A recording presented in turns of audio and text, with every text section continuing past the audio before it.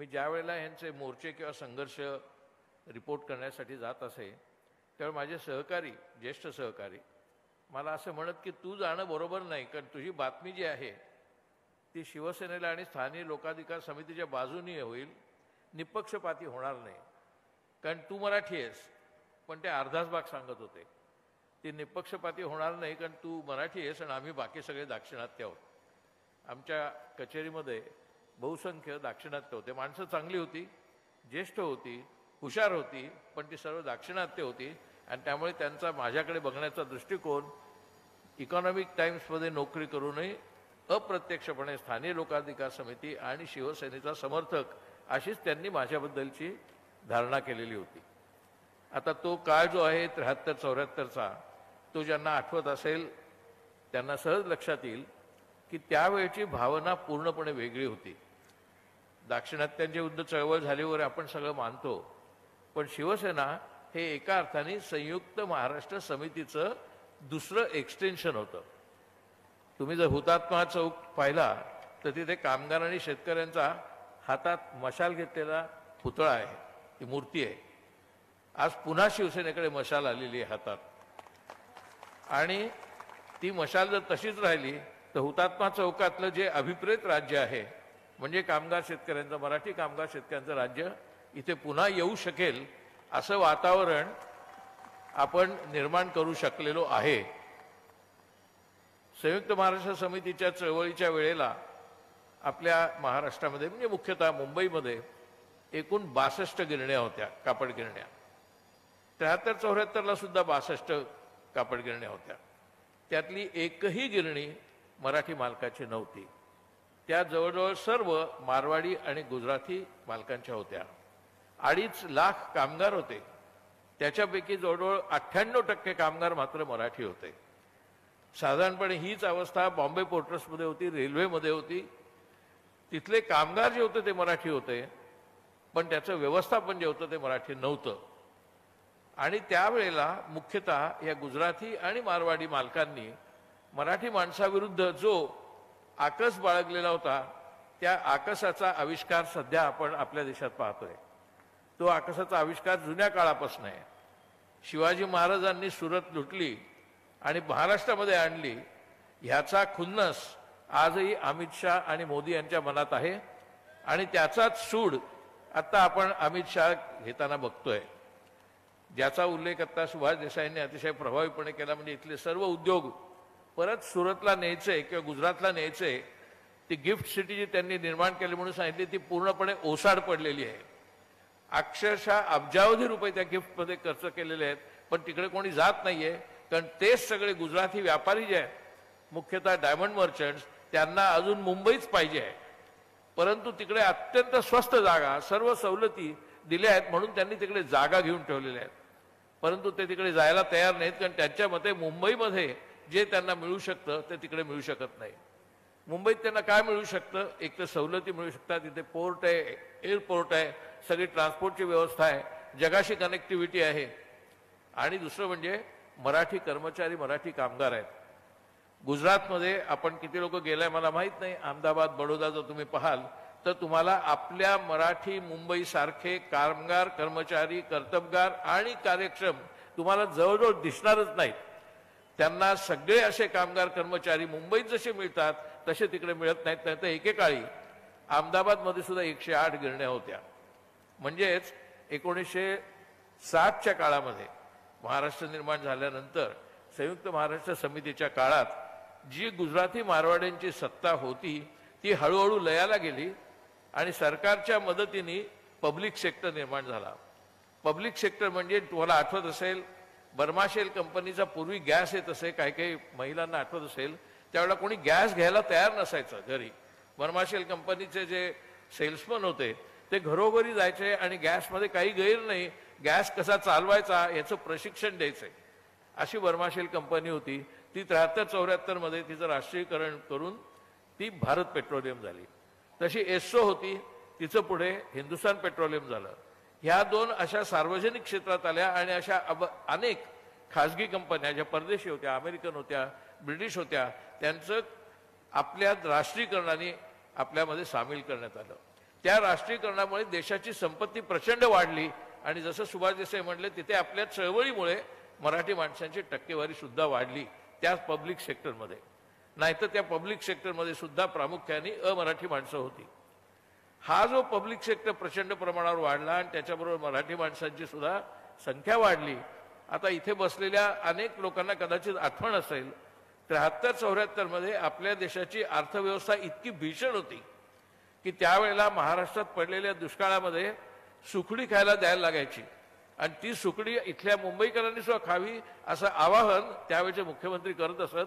कारण मुंबईमध्ये सुद्धा तुम्हाला पाव मिळत नव्हता, रवा आणि साखर सुद्धा तुम्हाला रेशनवरती सुद्धा पूर्णशी मिळत नव्हती. आणि माझ्या आठवणीप्रमाणे अनेक मोर्चे मंत्रालयात गेलेले आहेत की आम्हाला दिवाळी आली आहे, गणपती आलाय, आम्हाला निदान रवा आणि साखर द्या. आणि 100, 200, 300 ग्रॅमच्या रवा आणि साखर मिळण्यासाठी चळवळी व्हायच्या कामगारांच्या. आणि मुख्यतः त्यात कोण असायचे? मुख्यतः मराठी असायचे, गिरणी कामगार असायचे, मुख्यतः मराठी कामगार असायचे. ही 73-74ची अवस्था होती. अशी महागाई होती, अशी कमालीची टंचाई होती. आज त्याच टंचाईमधनं एक प्रचंड मोठा मध्यमवर्ग तयार झालेला आहे.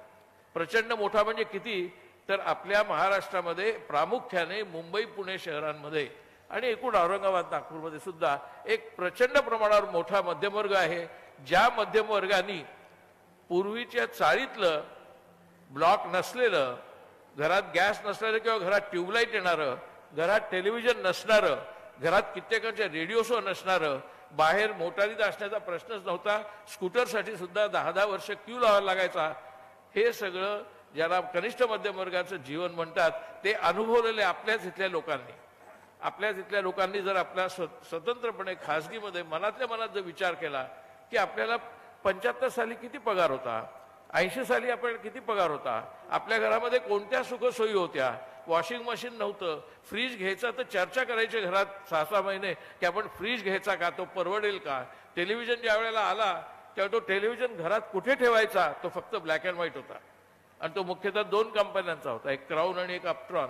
तो कुठे ठेवायचा, त्या दरवाजा असायचा त्या टेलिव्हिजनला, तो घरातला फक्त करता माणूसच फक्त तो वापरायचा, दुसऱ्या कोणाला हात लावायला परवानगी नसायची. आणि शेजारच्या घरातनं जर छायागीत किंवा काही ऐकू आलं तर घरामध्ये तळमळ व्हायची आणि लहान मुलं म्हणायचे आपल्या घरात टीव्ही पाहिजे, विशेषतः तिकडे चित्रपट लागल्यानंतर. ही अवस्थाच मुख्यतः मराठी मुंबईकरांची होती. मराठी मुंबईकरांच्या घरात सुद्धा कोणत्याही ज्याला आज आपण सहज मान्य केलेल्या गोष्टी म्हणतो, वॉशिंग मशीन असेल, टीव्ही असेल, फ्रीज असेल, कलर टीव्ही असेल, हे सगळं काही कल्पनेचं नव्हतं. आता तर जवळजवळ 100% लोकांच्या हातात मोबाईल फोन आहेत, जवळजवळ 100% लोकांच्या घरात कलर टीव्ही आहेत. त्यावेळेला फक्त 1 किंवा 2 चॅनल असायचे आणि ते दूरदर्शन ते असायचे. आणि अशा प्रकारचं जीवन जगलेला कनिष्ठ मध्यम वर्ग मराठी माणूस, हा मराठी माणूस मुख्यतः आपल्या सांस्कृतिकतेच्या, मराठी अस्मितेच्या, मराठी भाषेच्या अभिमानाच्या जोरावरती जगत होता. आता सुभाष देसाईंनी सांगितलं ते अगदी बरोबर आहे. आता पुन्हा उठावाची वेळ आलेली आहे. कारण आता अशा प्रकारे सांस्कृतिक अस्मितेच्या आणि भाषेच्या पातळीवरती आपण पुढे जायच्या ऐवजी आपण प्रत्यक्षात गेल्या 10 वर्षात मागे आलेलो आहोत. आणि सरळ सरळ आपला अपमान होईल अशा पद्धतीने गुजराती मंत्री, गुजराती प्रधानमंत्री, गुजराती गृहमंत्री, सर्व प्रकारचे गुजराती मंत्री, गुजराती आरोग्य मंत्री मांडवियांसारखे हे सगळे धडधडीतपणे महाराष्ट्राचा कसा अपमान करतात, मराठी माणसाकडे कशा तुच्छतेने पाहतात, हे निदान मी आणि संजय राऊत आणि अरविंद सावंत हे आम्ही लोकसभेत आणि राज्यसभेत दररोज पाहतोय. आम्ही त्याच्या विरुद्ध बोलतो. परंतु दुर्दैवाने अशी गोष्ट आहे, ज्या प्रमाणात त्याच्याबद्दलचा संताप महाराष्ट्रामध्ये व्यक्त व्हायला हवा तसा होताना दिसत नाही. इतकंच नव्हे तर दुर्दैवाने अनेक मराठी नेते विविध पक्षातले हे मोदी आणि शहांच्या कच्छपी लागलेले आहेत, त्यांची लाचारी करतायत. अशा प्रकारची लाचारी मराठी माणसांनी कधी सहन केलेली नाही. आणि म्हणून देसाई साहेब जे म्हणले ते बरोबर आहे की पुन्हा उठावाची गरज आहे. कारण जे संयुक्त राष्ट्र समितीमध्ये मुख्यतः गुजराती मालकीच्या विरोधात, म्हणजे ज्यांच्या हातात उत्पादनाची साधनं आहेत त्यांच्या विरोधात चळवळ सुरू झाली, नंतर ती शिवसेनेच्या मार्फत एकूण सार्वजनिक क्षेत्रापर्यंत आली. ते सर्व आता बदललेलं आहे. आता सार्वजनिक क्षेत्रामध्ये सुद्धा कॉन्ट्रॅक्ट सिस्टीम आलेली आहे. कॉन्ट्रॅक्ट सिस्टीममध्ये कोणाला घ्यायचं, कोण नाही, कोणाला घ्यायचं नाही, हे सगळं त्या कॉन्ट्रॅक्टरच्या हातात असतं. आणि तो कॉन्ट्रॅक्टर तिथल्या मॅनेजमेंटच्या, म्हणजे मुख्यतः सरकारतर्फे येतो आणि त्याच्यामुळे आज आपण असं प्रत्यक्षात पाहतोय की इतिहास पुढे जायच्याऐवजी इतिहास मागे नेला जातोय. सुरतवरनं जे शिवाजी महाराजांनी वखार लुटून आणली ती परत सुरतमध्ये नेण्याच्या दृष्टिकोनातनं ती नव्हे तर इतर सुद्धा काही काही गोष्टी परत गुजरातमध्ये नेण्याचा प्रयत्न चालू आहे. मला वाटतं ह्या पार्श्वभूमीवरती आपण हे लक्षात घेतलं पाहिजे की आताचा जो मध्यम वर्ग आहे जे समोर बसलेले आहेत त्या सर्व मध्यम वर्गाने आपला भूतकाळ स्थानिक लोकाधिकार समिती निर्माण होण्याच्या अगोदरचे आपले पगार अगोदरच्या आपल्या नोकऱ्या याची जराशी नीट आठवण करून विचार केला पाहिजे की त्यावेळेला आपण असे होतो, त्यावेळेला आपण असे लढाऊ होतो, त्यावेळेला आपण असं बोलू शकत होतो. आत्ता बोलण्याची संधी असून सुद्धा आपण का असे महाराष्ट्र म्हणून शरण गेलेले आहोत आणि अक्षरशः लाचार पद्धतीने आपण शरण गेलेले आहोत. आपलेच सहकारी जुने हे त्यांच्या नादी लागलेत, त्यांच्या कच्छपी लागलेले आहेत.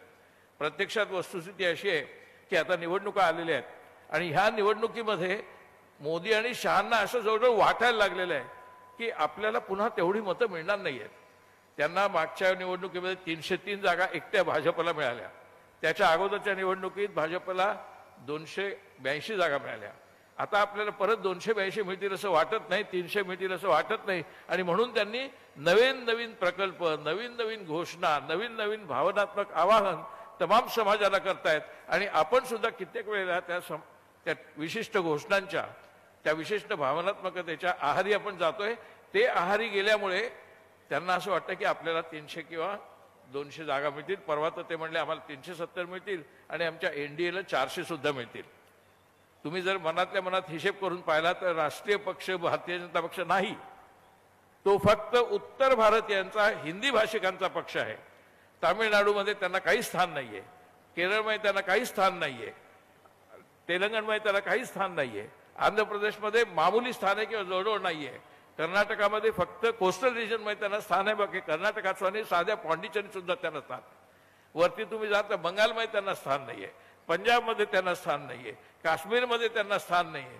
कशाच्या जोरावर ते म्हणतात आम्ही राष्ट्रीय पक्ष. ते राष्ट्रीय पक्ष नाही आहेत, ते प्रामुख्याने उत्तर प्रदेश, मध्य प्रदेश, हिमाचल प्रदेश, हरियाणा एवढ्यापुरता त्यांचा पक्ष आहे. त्या तिथल्या सुद्धा हिंदी भाषिक बिहारमध्ये आता त्यांना गळती लागलेली आहे आणि म्हणून कसंही करून इकडे जसं त्यांनी अजित पवारांना आणि अन्य लोकांना शिंदेना वश करून घेतलं तसं त्यांनी तिकडे नितीश कुमारना वश करून घेतलेलं आहे. परंतु नितीश कुमारच्या विरुद्ध वातावरण आता तयार झालंय कारण ते 9व्यांदा मुख्यमंत्री झालेत आणि 9च्या 9 वेळेला ते कायम अशा प्रकारची तडजोड करून झालेत. त्यामुळे तिथल्या लोकांचा त्यांच्यावर तोच रोष आहे जो आपल्याकडे अजित पवार आणि शिंदेच्या विरोधात आहे. त्यामुळे त्यांना बिहारमध्ये पण आपल्याला त्या जागा मिळणार नाहीत. मागच्या वेळेला बिहारमध्ये त्यांना 98% जागा मिळाल्या होत्या, मध्य प्रदेशमध्ये 98% जागा मिळाल्या होत्या, कर्नाटकमध्ये 98% जागा मिळाल्या होत्या. आता ह्या जागा आपल्याला मिळणार नाहीत. म्हणजे इथून ज्या जागा कमी होतील त्या कमी होणाऱ्या जागांची संख्या कमीत कमी 70 आणि जास्तीत जास्त 120 आहे. म्हणजे ह्यांचा आकडा 230च्या वरती जाऊच शकत नाही, अगदी उदारांतकरणाने त्यांना दिल्या तरी. त्यामुळे त्यांना आता असं वाटायला लागलं की आपल्याला एका वेळेस सत्ता हाती येणार नाही आणि ती सत्ता हाती येणार नाही म्हटल्यानंतर त्यांनी ज्या प्रकारचे दंगेधोपे देशामध्ये सुरू केलेले आहेत ते रामाच्या नावाने केलेले आहेत. ते दंगेधोपे करून लोकांची मनं पुन्हा वळवता येतील, पुन्हा एकदा हिंदू मुसलमान द्वेषाचं वातावरण तयार करता येईल. ह्या प्रकारची प्रवृत्ती, ह्या प्रकारचं धोरण अधिकृतपणे सरकारतर्फे म्हणजे मुख्यतः मोदी आणि शहांतर्फे राबवलं जात आहे. एक गोष्ट तुम्हाला सांगू शकतो, अरविंद सावंत, संजय राऊतना पण ते माहिती असेलच, कारण आम्हाला तिकडे जे भाजपाचे खासदार भेटतात खासगीमध्ये त्यांची बोलायची हिंमत नसते जाहीरपणे बोलण्याची किंवा आम्हाला हाऊसमध्ये सुद्धा बोलण्याची. ते लांब कुठेतरी आम्हाला गार्डनमध्ये किंवा कुठेतरी भेटले तर बोलतात तुम्ही काय सांगता, आमच्यावरती सुद्धा ईडीचं वॉच आहे, आमच्यावरती सुद्धा सारखा वॉच आहे, आम्हाला सुद्धा दहशतिकारी मोदींच्या व्हावं लागतं, आम्हाला बोलता पण येत नाही काही. ही आमची पण अवस्था आहे आणि जर प्रसंग पडला तर आम्हीच सगळे मोदी आणि शहांच्या विरुद्ध जाणार आहोत. पण आत्ता मात्र आम्ही जाऊ शकत नाही. त्यामुळे आम्ही संधीची वाट बघतोय. कित्येक वेळा त्यातले काही जण सांगतात की तुम्ही तुमचं विरोधी पक्षाचं वाढवा, आंदोलन वाढवा, संघर्ष तीव्र करा, आम्हालाच त्याची मदत होणार आहे. कारण आम्हाला आता भाजपमध्ये सुद्धा कोणत्याही प्रकारचं स्वातंत्र्य नाही. त्यामुळे असंतोष हा काही फक्त लोकांमध्ये नाहीये, हा काही फक्त विरोधी पक्षांच्या कार्यकर्त्यांमध्ये नाहीये, हा खुद्द भाजपमध्ये सुद्धा असंतोष आहे. आणि त्या असंतोषाचा स्फोट कसा होऊ शकेल याचा अंदाज आणि याची भीती आता मोदी आणि शहांना आहे आणि त्याच्यामुळे ते सगळं वातावरण बदलायचा प्रयत्न करतात. मला असं वाटतं की स्थानिक लोकाधिकार समिती ही जरी प्रत्यक्षात बिनराजकीय असली, म्हणजे ती जरी शिवसेनेनी स्थापलेली असली तरी ती एका अर्थाने बिनराजकीय. कारण माझ्या माहितीमधले अनेक कम्युनिस्ट विचाराचे, समाजवादी विचाराचे असे जे LIC, एअर इंडिया, अन्य ठिकाणचे कार्यकर्ते आहेत किंवा समर्थक आहेत, ते अनेक लोक, आत्ताच मी येताना काही कार्यकर्त्यांशी बोलत होतो, त्यांच्यातले अनेक लोक हे स्थानिक लोकाधिकारशाहीचे समर्थक आहेत. आणि ती स्थानिक लोकाधिकार समिती हीच खरी लोकशाही आहे, सगळीकडे लोकशाही आहे. कर्नाटकमध्ये एका ठिकाणी, एका प्रांतामध्ये माननीय खरगेंच्या मदतीने 371J या नावाने कॉन्स्टिट्यूशनल अमेंडमेंट त्यांनी इम्प्लिमेंट केलेली आहे. आणि त्यांच्या पक्षाचं बहुमत नसताना पूर्वी, आत्ता नव्हे, आता ते अध्यक्ष आहेत पक्षाचे, पूर्वी त्यांनी हे केलंय. त्यावेळी त्यांनी सर्व पक्षीय कर्नाटकमधले एकत्र आणले. आणि त्या 371Jचा कायदा असा आहे की त्यामुळे त्या प्रांतातल्या, त्या एका विशिष्ट प्रांतापुरता म्हणजे प्रदेशापुरता आहे, त्या प्रदेशातल्या प्रत्येक नोकरीला, कुणाचीही असो, ती खाजगी असो सार्वजनिक असो, ती स्थानिक माणसालाच आणि स्थानिक भाषिक माणसालाच ती नोकरी दिली गेली पाहिजे. हा ठराव तिथे कायद्याने आहे, घटनेच्या आधारे केलेला आहे.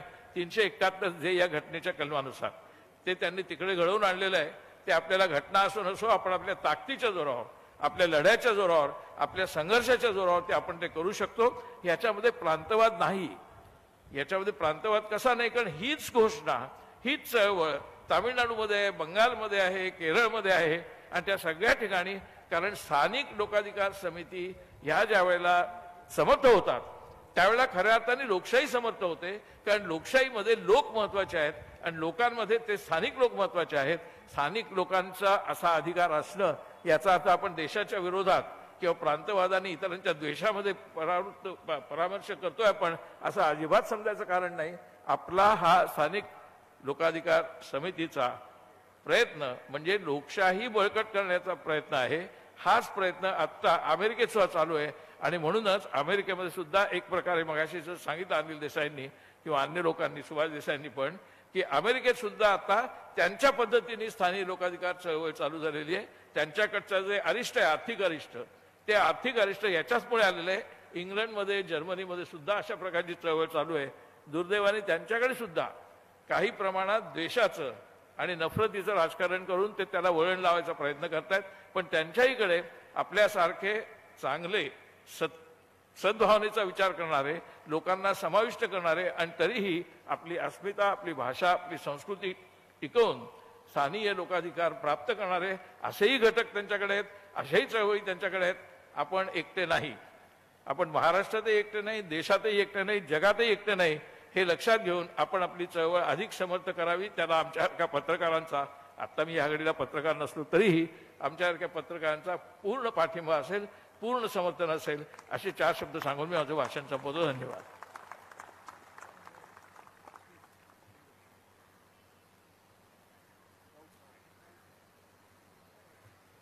धन्यवाद. यानंतर शिवसेनेचे खासदार, ज्यांचं नेहमीच पक्षाच्या बाजूने ज्यांनी विरोध करतात, जे विरोध करतात त्यांना कसा समलगीने दणका हाणतात, ते आपले सर्वांचे लाडके शिवसेना नेते खासदार संजय राऊत साहेब यांना मी विनंती करतो की त्यांनी आम्हाला या प्रसंगी मार्गदर्शन करावं.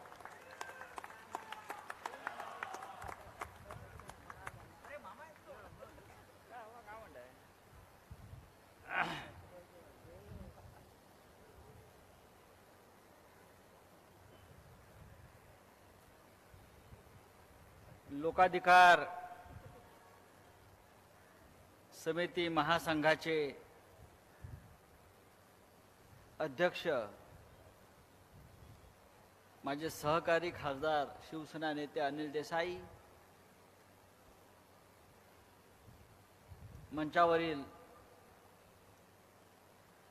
उपस्थित शिवसेनेचे नेते, ज्येष्ठ नेते दिवाकरजी Raote, Arvindji Sawant,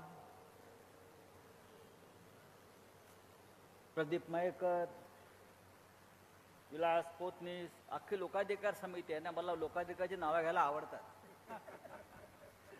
Sunil Shinde,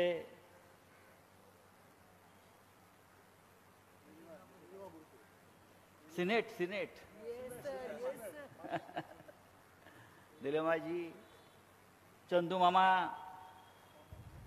Vaman Bhosale, one and only, बरोबर ना? आणि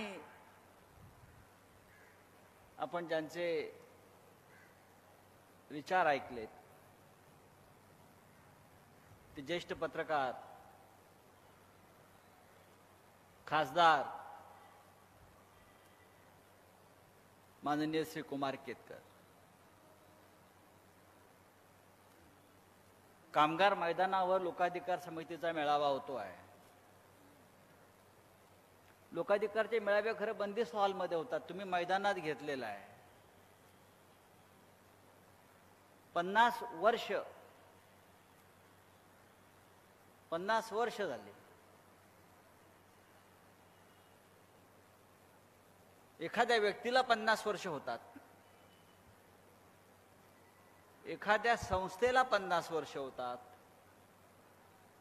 एखाद्या राज्याला, एखाद्या देशाला 50 वर्ष होतात. पण एका चळवळीला 50 वर्ष झालेली आहेत, लक्षात घ्या. आणि त्या चळवळीला 50 वर्ष झाली तरी ती चळवळ अद्याप सुरू आहे. हे लोकाधिकार समिती महासंघाचं वैशिष्ट्य आहे, लोकाधिकार चळवळीचं वैशिष्ट्य आहे. ही चळवळ न संपणारी आहे. कारण भूमिपुत्रांच्या अधिकाराचा प्रश्न हा फक्त मुंबई पुरता नाही तर जगातल्या अनेक देशांमध्ये, राज्यातल्या अनेक भागांमध्ये कुठे ना कुठे, कोणत्या ना कोणत्या मार्गाने स्थानिकांच्या अधिकाराचा प्रश्न हा ज्वलंतपणे पेटत असतो. पण हा प्रश्न पेटवण्याची पहिली भूमिका जर कोणी घेतली असेल तर ती हिंदू हृदय सम्राट शिवसेना प्रमुख बाळासाहेब ठाकरेंनी 50 वर्षापूर्वी घेतली. ही सुरुवात, ही ठिणगी बाळासाहेब ठाकरेंनी टाकली की स्थानिकांना रोजगार मिळायला हवा त्यांच्या त्यांच्या भागामध्ये, त्यांच्या त्यांच्या शहरामध्ये, त्यांच्या राज्यामध्ये. आणि तो आम्हाला भारतीय घटनेनं दिलेला अधिकार आहे. जर तुम्ही भाषेच्या आधारावर राज्य निर्माण केली मग त्या राज्यातल्या त्या भाषिकांना त्यांचे अधिकार हे मिळायला हवे. मगाशी सुभाष देसाईंनी एअर इंडियाच्या त्या घटनेचा उल्लेख केला की बाळासाहेबांनी त्यावेळेला स्वतः अशा प्रकारच्या चळवळींचं नेतृत्व केलं. आरसेप, सगळ्यात मोठा मोर्चा आरसेपला झाला. तोडफोड म्हणजे किती मोठा इतिहास आहे आपला तोडफोडीचा, हे जाऊन त्या मिंदेला सांगा. तोडफोड एअर इंडिया. पण एअर इंडिया मधली जी क्रांतिकारक घटना घडली, बाळासाहेब ठाकरे यांच्या नेतृत्वाखाली आपण नोकऱ्या मागायला गेलो आणि नोकऱ्यांवर चर्चा सुरू असताना नंदा नावाच्या माणसाचा सूर बदलल्यावरती एका शिवसैनिकाने त्या नंदाच्या कानफटात मारली आणि तो खणखणीत आवाज कानफटात मारल्याचा दिल्लीपर्यंत गेला, दिल्लीपर्यंत पोहोचला. आणि या महाराष्ट्रामध्ये सर्व पब्लिक सेक्टरचे दरवाजे, फक्त एअर इंडिया नाही, सगळ्या पब्लिक सेक्टरचे दरवाजे मराठी माणसासाठी बाळासाहेबांमुळे उघडे झाले. पण एअर इंडियामध्ये ही कानफटात मारण्याची कृती घडण्याआधी बाळासाहेबांच्या घरी, शिवसेना प्रमुखांच्या घरी एक बैठक झाली एअर इंडियाच्या अधिकाऱ्यांची.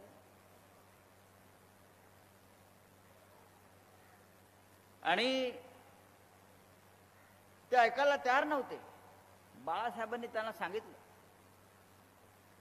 अरे बाबा, ही तुझी विमानं जे आहेत ते हवेत फिरतील, ते तुझा असेल, पण मुंबईचे रस्ते माझे आहेत लक्षात ठेव, तुला फिरणं कठीण होईल. ही लोकाधिकार समितीच्या चळवळीची ठिणगी आहे. पण बाळासाहेब म्हणायचे हे व्हाईट कॉलर लोक आहेत का? अनिल बरोबर ना? हे सगळे व्हाईट कॉलर लोक आहेत म्हणायचे. पण कालांतरानं त्या व्हाईट कॉलर लोकांच्या हातात सुद्धा दगड आले केतकर साहेब. कारण व्हाईट कॉलर म्हणजे शिवी असं बाळासाहेब म्हणायचे. मग हळूहळू या सगळ्या व्हाईट कॉलर लोकांचं विचारांतर झालं, ते कडवट शिवसैनिक झाले. आता आमचे केतकर साहेब सुद्धा व्हाईट कॉलर आहेत. पण मला माहिती आहे शिवसेनेच्या त्यावेळच्या चळवळीत त्यांनी सुद्धा हातात दगड घेतलेला आहे की नाही विचारा. प्रत्येक व्हाईट कॉलर मराठी माणसाला बाळासाहेबांनी शिवसैनिक बनवलं आणि ती शिवसेना बाळासाहेबांनी अशा पद्धतीनं पुढे नेली. मी अनेक वर्ष प्रदीप मयेकरांना पाहतोय. त्यांची दाढी इतकी सुंदर काळी कुळकुळीत होती, टोकदार. तेव्हापासून ते लोकाधिकारचं काम ONGC मध्ये करतायत आणि आजपर्यंत करतायत. लोकाधिकारचा कार्यकर्ता कधी फुटला नाही.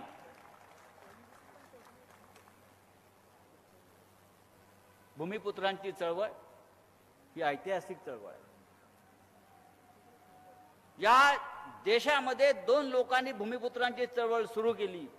पहिले छत्रपती शिवाजी महाराज आणि दुसरे बाळासाहेब ठाकरे. छत्रपती शिवाजी महाराजांचा स्वराज्याचा लढा हा भूमिपुत्रांच्या न्याय हक्काचा लढा होता. मी माझं राज्य निर्माण करीन, माझ्या राज्यातल्या शेतकऱ्याला कष्ट करायला त्याचे हक्क मिळवून देईन, त्याच्यावरती कोणाचं अतिक्रमण होता कामा नये. झालं तर मी त्यांच्यासाठी उभा राहीन ठामपणे. ही भूमिपुत्रांची चळवळ होती छत्रपती शिवाजी महाराजांची. आणि त्यानंतर हिंदुहृदय सम्राट बाळासाहेब ठाकरे त्यांनी तोच भूमिपुत्रांचा लढा, ती चळवळ शिवसेनेच्या माध्यमातून, लोकाधिकार समितीच्या माध्यमातून पुढे नेली. मगाशी केतकर साहेबांनी सांगितलं की संयुक्त महाराष्ट्राच्या लढ्याचं पुढलं पर्व हे शिवसेनेची स्थापना आहे. संयुक्त महाराष्ट्र स्थापन झाला, मुंबई मिळाली, 105 हुतात्मे आपण दिले. पण या महाराष्ट्राच्या राजधानीमध्ये त्या मराठी माणसाला तो न्याय आपल्याला मिळाला नाही, तो हक्क आपल्याला मिळाला नाही. आपल्याला घाटी म्हणून हिणवलं जाऊ लागलं. हे घाटी आहे. मग त्या घाट्यांचा हिसका दाखवण्यासाठी बाळासाहेबांना शिवसेना स्थापन करावी लागली. ही मुंबई जी टिकवली, संयुक्त महाराष्ट्राने मुंबई मिळवून दिली, पण शिवसेनेनं मुंबई मराठी माणसाकडे टिकवली. हे शिवसेनेचं यश आहे. नोकऱ्या आम्हाला हव्यात ना, नोकऱ्या कोणाला नको आहे? की बाळासाहेब ठाकरे म्हणजे काय मोदी नाहीत ना? 2 कोटी रोजगार देऊ, दिला काय? 2 कोटी रोजगार देण्याची घोषणा हा माणूस 2014 पासून करतोय. वर्षाला 2 कोटी म्हणजे आतापर्यंत 20 कोटी रोजगार मिळाला पाहिजे होते. पण लोकाधिकार चळवळीच्या माध्यमातून आतापर्यंत लाखो कोट्यवधींना रोजगार मिळाला. हे कोणीतरी त्या मोदी गॅरंटीला सांगा. नोकऱ्या मिळत नसतील तर सुशिक्षित लोकांनी पकोडे तळा, असं देशाचा पंतप्रधान सांगतो. पण आमच्या बाळासाहेबांनी काय केलं? नोकऱ्या देत नसाल तर शिवसेनेशी सामना आहे, तुम्हाला नोकऱ्या द्याव्याच लागतील. आणि त्यासाठी लोकाधिकार समिती आहे, हे बाळासाहेब ठाकरेंनी सांगितलं. आणि बाळासाहेब ठाकरेंनी केलेलं महत्वाचं काम कोणतं असेल तर हा मराठी तरुण त्याने एक स्वाभिमानानं उभा केला. मगाशी मशालीचा उल्लेख आला. ही मशाल कशी पेटले आपण केतकर साहेब सांगितलं. संयुक्त महाराष्ट्राच्या हुतात्मा स्मारकात जो कष्टकरी आहे त्याच्या हातामध्ये मशाल आहे. ही मशाल तेव्हा पेटली होती आणि ही मशाल आता परत काळाचा महिमा किती आघात बघा. पुन्हा एकदा या महाराष्ट्राच्या हक्कावर जेव्हा आक्रमण होत आहे तेव्हा शिवसेनेच्या हातामध्ये ही मशाल आलेली आहे. हा 50 वर्षातली ही स्थित्यंतर आहे. बरं, मशालीचं महत्व इतिहास काळापासून आहे. छत्रपती शिवाजी महाराजाकडे सुद्धा मशाल होती. मला माहित नसेल सांगतो. कात्रजचा घाट दाखवणं हे शिवाजी महाराजांच्या काळातली एक ऐतिहासिक घटना आहे. छत्रपती शिवाजी महाराजांनी जेव्हा लाल महालातल्या शाहिस्त खानाच्या त्याच्या लोकांवर हल्ला केला आणि पळापळ झाली आणि छत्रपती शिवाजी महाराज लाल महालावरती हल्ला करून खानाची बोटं कापून बाहेर पडले, तेव्हा शिवाजी महाराजांकडे मोजकं सैन्य होतं आणि खानाचं विशाल सैन्य होतं. पुणे आणि मावळ प्रांतामध्ये हजारो लाखो सैनिक आले होते आणि महाराजांकडे मोजके 100 सैनिक होते. आणि खानाच्या सैनिकांनी महाराजांचा पाठलाग सुरू केल्यावरती महाराजांच्या लक्षात आलं की आपण या सैन्याचा सामना करू शकणार नाही इतक्या मोठ्या. तेव्हा महाराजांनी आपल्या काही लोकांना सांगितलं की आता आपण गनेमी कावा केला पाहिजे. त्यांनी 100-150 बैल घेतले, त्या बैलाच्या शिंगाला मशाली लावल्या आणि त्या मशाली कात्रजच्या घाटात सोडल्या. ते बैल कात्रजच्या घाटात सोडले आणि खानाला वाटलं की महाराज त्या दिशेने गेलेले आहेत आणि अख्खं सैन्य हे कात्रजच्या दिशेने गेलं आणि महाराज सुखरूप सिंहगडावर पोचले. त्याच्यामुळे आमच्या हातातली जी मशाल आता आहे शिवाजी महाराजांची, ती मशाल तुम्हाला सगळ्यांना कात्रजचा घाट दाखवल्याशिवाय राहणार नाही. आणि या देशामध्ये, या राज्यामध्ये पुन्हा एकदा मशाल शिवसेनेची धगधगीतपणे पेटवल्याशिवाय राहणार नाही. मशाल संयुक्त महाराष्ट्राची आहे, मशाल शिवसेनेची आहे, मशाल मराठी माणसाची आहे. प्रत्येकाच्या मंगटामध्ये आणि प्रत्येकाच्या मनामध्ये आज ही मशाल पेटलेली आहे. ही चळवळ आहे आणि ही चळवळ 50 वर्ष चालवणं हे सोपं नाही. लोक वर्षभरातच थकून जातात. जरांगे पाटलांना 3 उपोषणं करावी लागली 6 महिन्यात. चळवळ चालवणं सोपं नसतं, पण आपण अखंड ही चळवळ चालवतो आहोत. मुळात शिवसेना हेच एक आंदोलन आहे. शिवसेना हा पक्ष नाहीये, शिवसेना हे राजकारण नाहीये. शिवसेना हेच मुळात एक आंदोलन आहे. आणि बाळासाहेबांनी आंदोलन यासाठी सुरू केलं की या छत्रपती शिवाजी महाराजांचा महाराष्ट्र तो अखंड राहावा, मराठी माणूस स्वाभिमानानं जगावा. या महाराष्ट्राची जी लूट तेव्हाही चालू होती आणि आजही चालू आहे, ती लूट थांबवण्यासाठी शिवसेना आहे. आणि उद्या आमच्या अंगावर याल तर महाराज जसे सुरतला जाऊन सुरतची लूट करून आले तसे आम्ही गुजरातला जाऊन लूट करून येऊ, यासाठी शिवसेना आहे. आम्हाला सांगू नका तुम्ही मग गुजरातमध्ये शिरलेत आणि आम्हाला लुटून गेलेत. हा शिवाजी महाराजांनी दाखवलेला मार्ग आहे आम्हाला. आणि आता काही लोक मोदींना शिवाजी महाराज म्हणायला लागलेत म्हणून मी शिवाजी महाराजांची आठवण करून देतो. अरे मोदी शिवाजी होईल का? अमित शहा शिवाजी होईल का? छत्रपती शिवाजी महाराज एकच युगपुरुष. अरविंद सावंत आपण काल लोकसभेत होतात.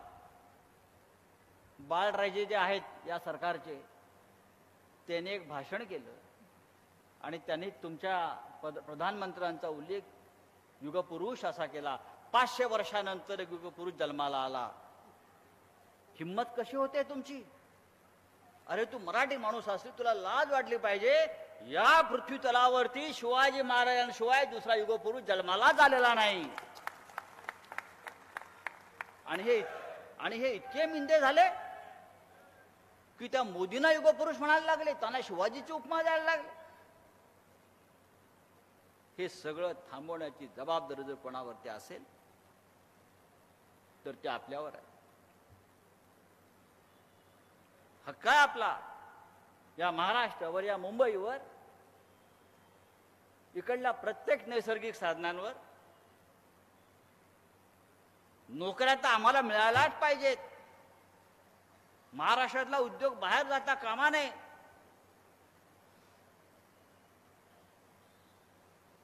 कुठे गेला रोजगार आपल्या मुंबईतला? एकेकाळी या मुंबईमध्ये आपण जेव्हा ठाण्यातून किंवा ठाणे संपूर्ण परिसरामध्ये किती उद्योग, आपल्या फार्मास्युटिकल, इंजिनिअरिंग, बँका, आज सगळा उद्योग एकाच राज्यात जातो आहे. गेल्या 10 वर्षात 4 किंवा 5 लोकांना रोजगार मिळाला. अमित शहाच्या मुलाला मिळाला. त्याला कुठे चिटकवलाय बरं सरकारने? कुठे? जे इंग्लिशमध्ये आहे ना ते काय, ते म्हणजे बँका बिंका कशा असतात तसं आहे का ते? काय BCCI काय क्रिकेट, भारतीय क्रिकेटचा सेक्रेटरी, म्हणजे त्याला सरकारनं अमित शहाच्या मुलाला तिकडे चिटकवलं. आम्ही पूर्वी बँकेत लोकांना चिटकवायचो. मग दुसरा रोजगार मिळालाय अडाणीला. अख्खा देशच त्याच्या ताब्यात दिला. त्यानंतर महाराष्ट्रामध्ये 2 कॉन्ट्रॅक्ट लेबर आहेत. कॉन्ट्रॅक्ट आता ते कंत्राटी पद्धत आलेली आहे. एकनाथ शिंदे आणि अजित पवार हे कॉन्ट्रॅक्ट लेबर आहेत. खरं म्हणजे आपला लढा कॉन्ट्रॅक्ट लेबर विरुद्ध सुरू आहे. अनिल अरविंद सावंत, आपल्याला माहिती आहे आपण कामगार नेते आहात. कॉन्ट्रॅक्ट लेबर ही पद्धत असू नये, ही गुलामी, वेठबिगारी असू नये. यासाठी आपला लढा आहे. पण या महाराष्ट्रातल्या 2 प्रमुख लोकांना भारतीय जनता पक्षानं कॉन्ट्रॅक्ट लेबर, त्याला इंग्लिशमध्ये अजून एक शब्द आहे, बॉन्डेड लेबर, एक गुलाम, वेठबिगार, वीटभट्टीवर काम करणारे असे एकनाथ शिंदे आणि अजित पवार हे कॉन्ट्रॅक्ट लेबर आहेत. लोकाधिकार समितीनं त्यांची केस घेतली पाहिजे. लोकाधिकार समितीनं ताबडतोब या 2 केसेस घेऊन आणि ती कॉन्ट्रॅक्ट लेबर यांचं कसं बंद करता येईल. निलिमाजी, आपण आंदोलन केलं पाहिजे की मराठी माणसाला तुम्ही अशा प्रकारे गुलामी करायला लावता, दिल्लीत जाऊन शेपूट हलवायला लावता. मग बाळासाहेबांनी तुम्हाला काय शिकवलाय, कोणता स्वाभिमान शिकवलाय? याविषयी लोकाधिकार समितीला एखादं आंदोलन करावं लागलं तरी आपण ते तात्काळ केलं पाहिजे. कारण हा महाराष्ट्राचा इब्रतीचा, इज्जतीचा, प्रतिष्ठेचा प्रश्न आहे. बघा, लोकांना पटल्या, लोक टाळ्या वाजवत आहेत. ही लोकभावना आहे. पण त्यांना लाज वाटते का? गुलामाला मी गुलाम असल्याची लाज वाटली पाहिजे. पण गुलामाला तो गुलाम असल्याचा आनंद मिळत असेल तर आपण काय करणार?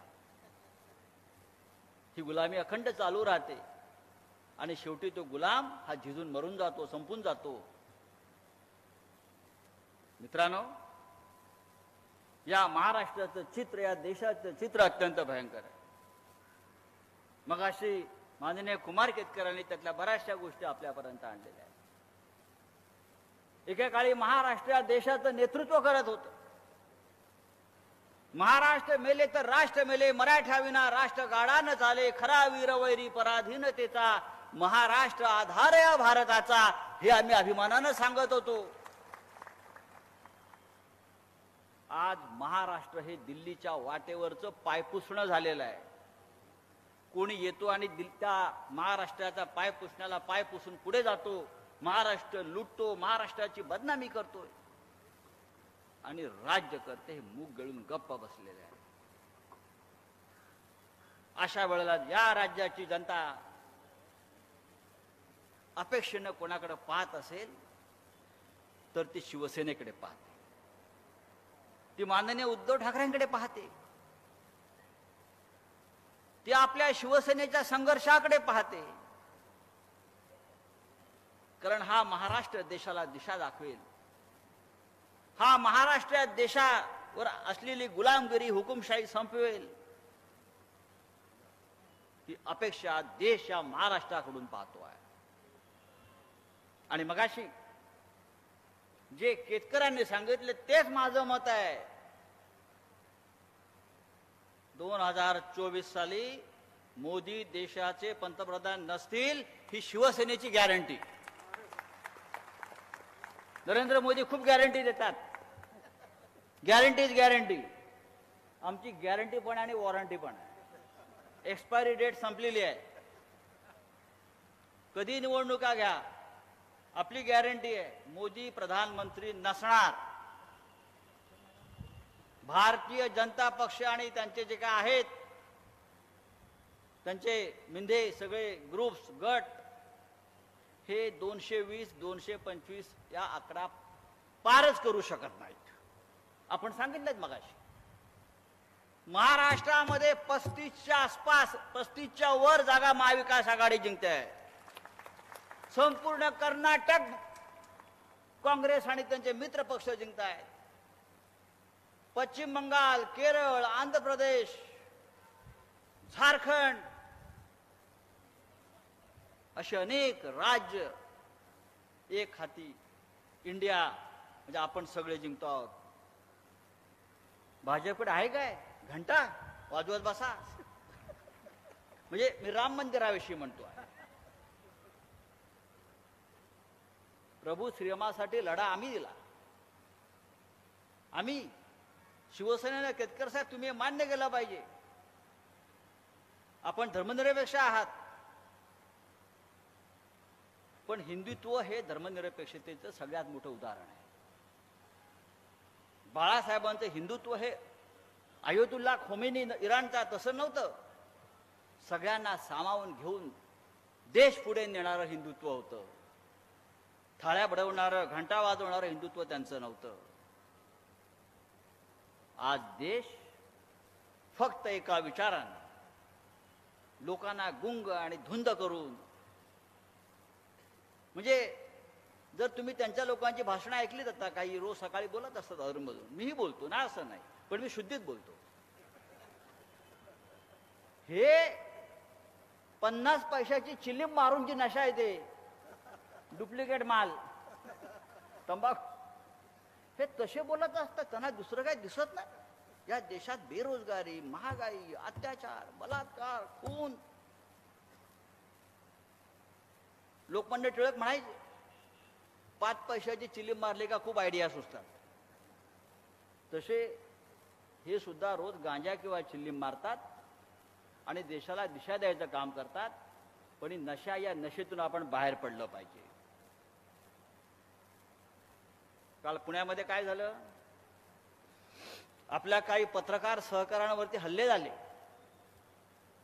मुंबईमध्ये काय होत आहे,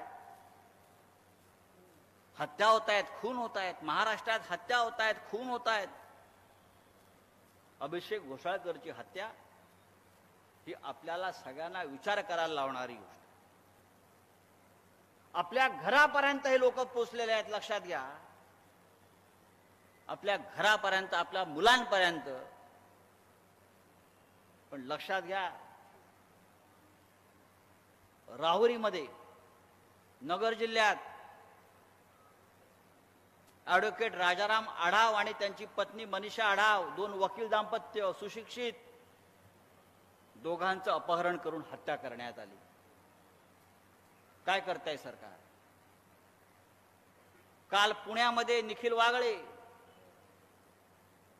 असीम सरोदे, विश्वंभर चौधरी या 3 पत्रकार आणि सामाजिक कार्यकर्त्यांना भर रस्त्यावर खुनी हल्ला झाला. या राज्याच्या गृहमंत्र्यांनी तोंड उघडलं. या राज्याच्या मुख्यमंत्र्यांनी त्याच्यावरती मत व्यक्त केलं. अजित पवारांनी मत व्यक्त केलं. हे गुंडांचं राज्य आहे. मी रोज गेले 12 दिवस या मुख्यमंत्र्यांचा मुंबईतल्या गुंडांबरोबरचे फोटो प्रसिद्ध करतोय, ट्विटरवर टाकतोय. खुनी आहेत, त्यात बलात्कार आहेत, त्यात खंडणीवाले आहेत. हे सगळे खुनी मुख्यमंत्र्यांबरोबर सेल्फी काढतायत. गृहमंत्री काय करतोय? या राज्याला गृहमंत्री आहे की नाही? जर आमच्यासारख्या माणसाचा एखादा फोटो आला, एखादा गुंड आमच्या गाडीत बसला, तर पोलीस येऊन आमची चौकशी करतील, आमचं स्टेटमेंट घेतील. पण कल्याणमध्ये एक भाजपचा आमदार गणपत गायकवाड त्याने गोळ्या झाडल्या, पण ते गोळ्या झाडल्यावर तो असं म्हणतोय की मी गुन्हेगार झालो, याचं कारण या राज्याचा मुख्यमंत्री एकनाथ शिंदे आहे आणि माझे कोट्यावधी रुपये ज्या एकनाथ शिंदेकडे पडलेले आहेत, हे कोट्यावधी रुपयाचा हिशोब या राज्याचा गृहमंत्री, या राज्याचा आर्थिक गुन्हा विभाग, पोलिसांचा ईडी हे घेणार आहे.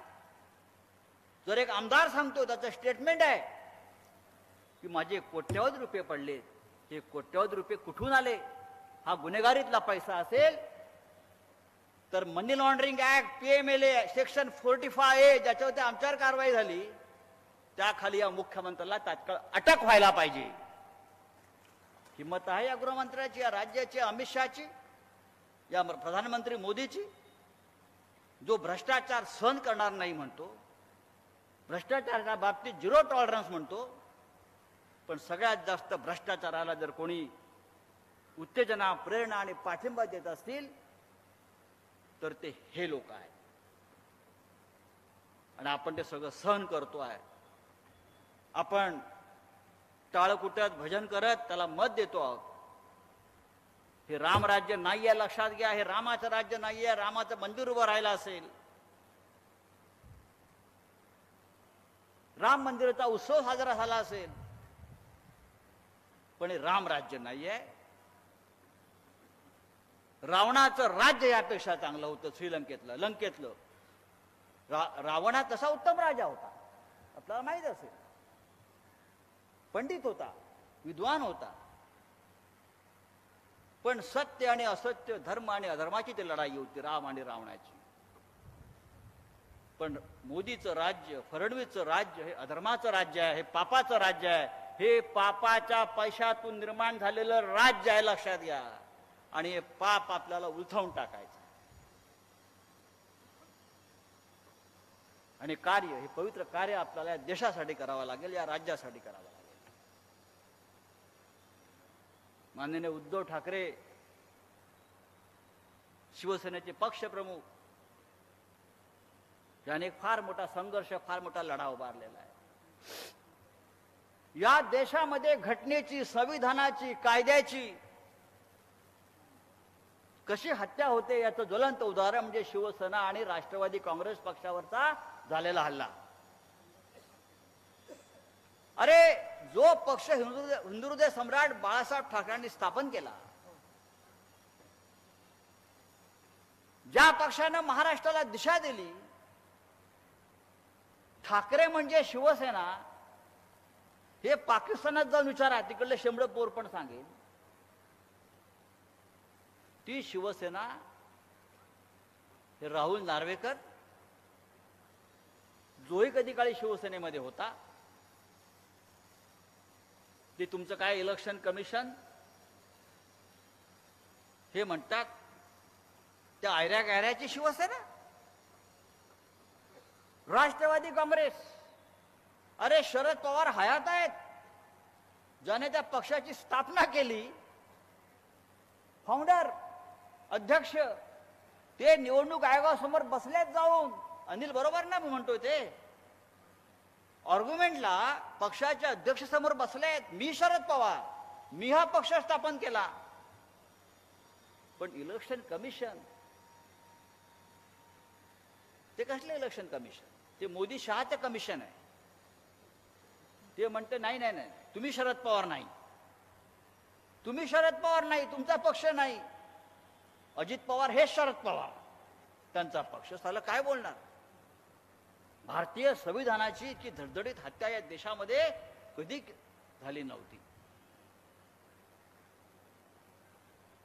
अशा प्रकारचे राज्य जर चाललं असेल, अशा प्रकारे जर हा देश जाणार असेल पुढे, तर मला असं वाटतं या देशामध्ये अराजकाची सुरुवात झाल्याशिवाय राहणार नाही. या देशामध्ये पुन्हा एकदा 1947च्या आधीचा काळ, स्वातंत्र्याचा काळ, तो लढा पुन्हा एकदा एखादा भगतसिंग, एखादा राजगुरू, एखादा कानेरे, एखादे चाफेकर म्हणून निर्माण झाल्याशिवाय राहणार नाही. या देशानं हे सगळं काही झेललेलं आहे, सगळं काही पाहिलेलं आहे, महाराष्ट्रानं पाहिलेलं आहे. आणि म्हणून 50 वर्षानंतर सुद्धा जेव्हा ही चळवळ जिकडे मला दिसते, तेव्हा ती आशा मला पल्लवित झालेल्या दिसतात, आशेची किरणं दिसतात. मग अशी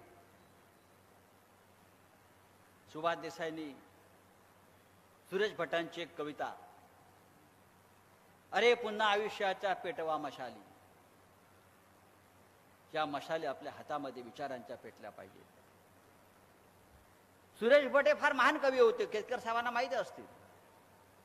आणि त्यांना भविष्यातल्या अनेक गोष्टी दिसायच्या आणि त्यांनी खूप गोष्टी लिहून ठेवल्यात. मगाशी येतात आम्ही भटांचं एक पुस्तक चाळत होतो गझलांचं, पण त्यांच्याने माझे फार चांगले संबंध होते.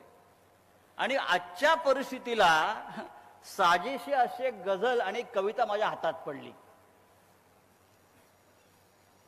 आणि मी ते वाचून स्वतः हसायला लागलो. आणि मला वाटलं मी चाललोच आहे आता लोकाधिकार समितीच्या कार्यक्रमाला, तर लोकांनाही ती प्रचिती यावी.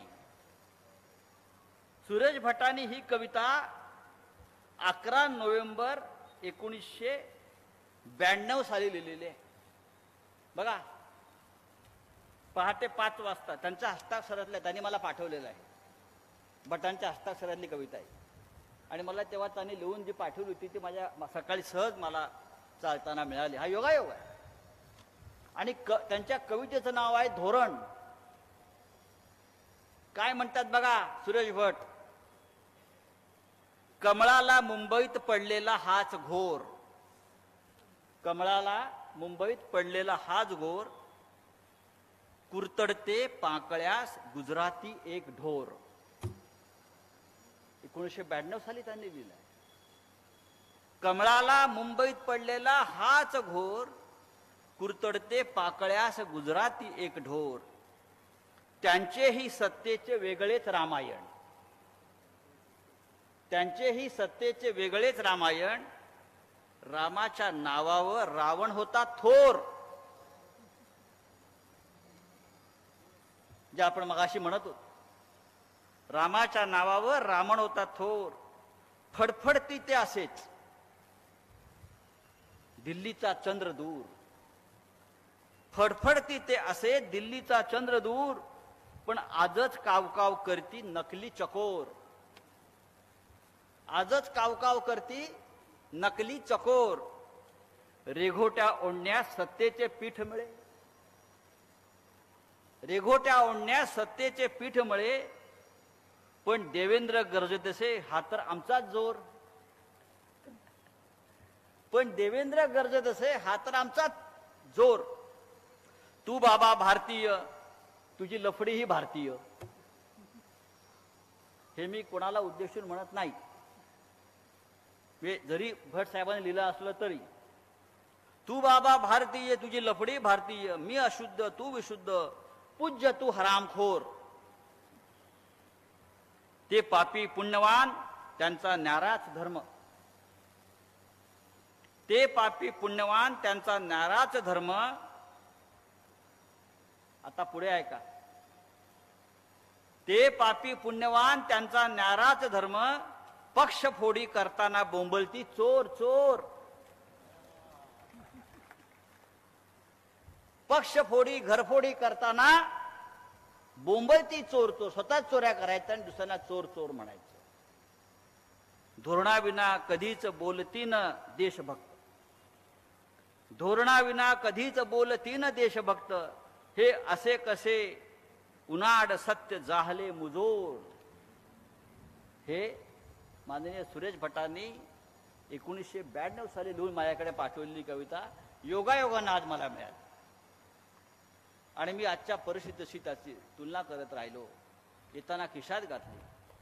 आणि मला असं वाटतं की या महाराष्ट्रामध्ये, या महाराष्ट्राच्या साहित्यात, काव्य क्षेत्रामध्ये 25-30 वर्ष पुढे पाहणारे लोक निर्माण झाले आणि त्यांनी हे सगळं चित्र आधीच रेखाटून ठेवलेलं आहे. बाळासाहेबांनी 60 वर्षापूर्वी तरुणांना सांगितलं नोकरी मिळत नसेल तर वडापाव विका.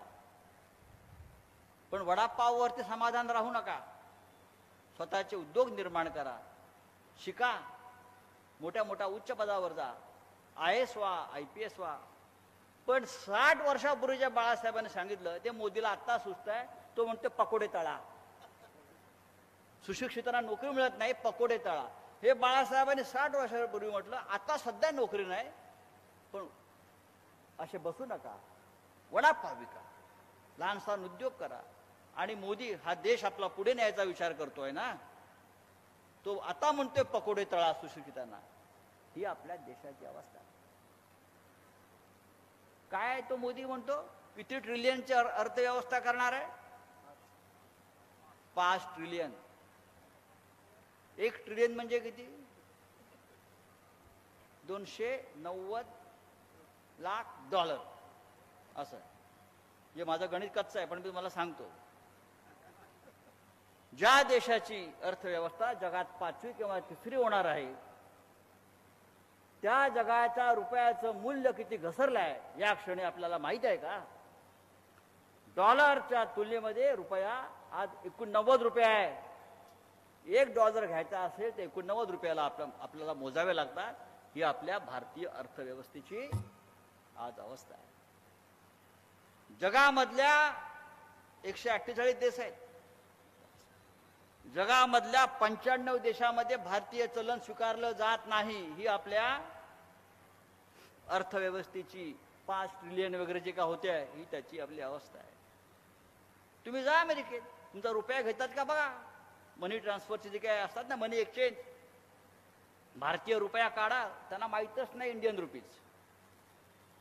जिथे जिथे मोदी फिरतायत, युरोप असेल, अमेरिका असेल, फ्रान्स असेल, त्या कोणत्याही देशामध्ये भारतीय रुपया स्वीकारला जात नाही. भारतीय रुपयाचं मूल्य पूर्णपणे संपलेलं आहे. आणि हे आता चाललेले आहेत 5 ट्रिलियन, 3 ट्रिलियन. आता अयोध्येचं रामाचं उद्घाटन झालेलं आहे. ती का राम लहर वगैरे काय आलेली नाहीये. आता चाललेत अबुधाबीला रामाचं मंदिराचं उद्घाटन करायला कुठल्या तरी. देशाचे प्रधानमंत्री यापुढे 3 दिवस अबुधाबीला जाणार आहेत, तिकडे एका मंदिराचं उद्घाटन करायला. का प्रधानमंत्र्याला दुसरं काम नाही काय? प्रश्न संपले सगळे. शेतकरी निघालेत हजारो, पंजाबवरून, हरियाणावरून दिल्लीच्या दिशेने कूच करतायत. आणि त्यांना अडवण्यासाठी लाखो सैनिक आणून ठेवले सीमेवर.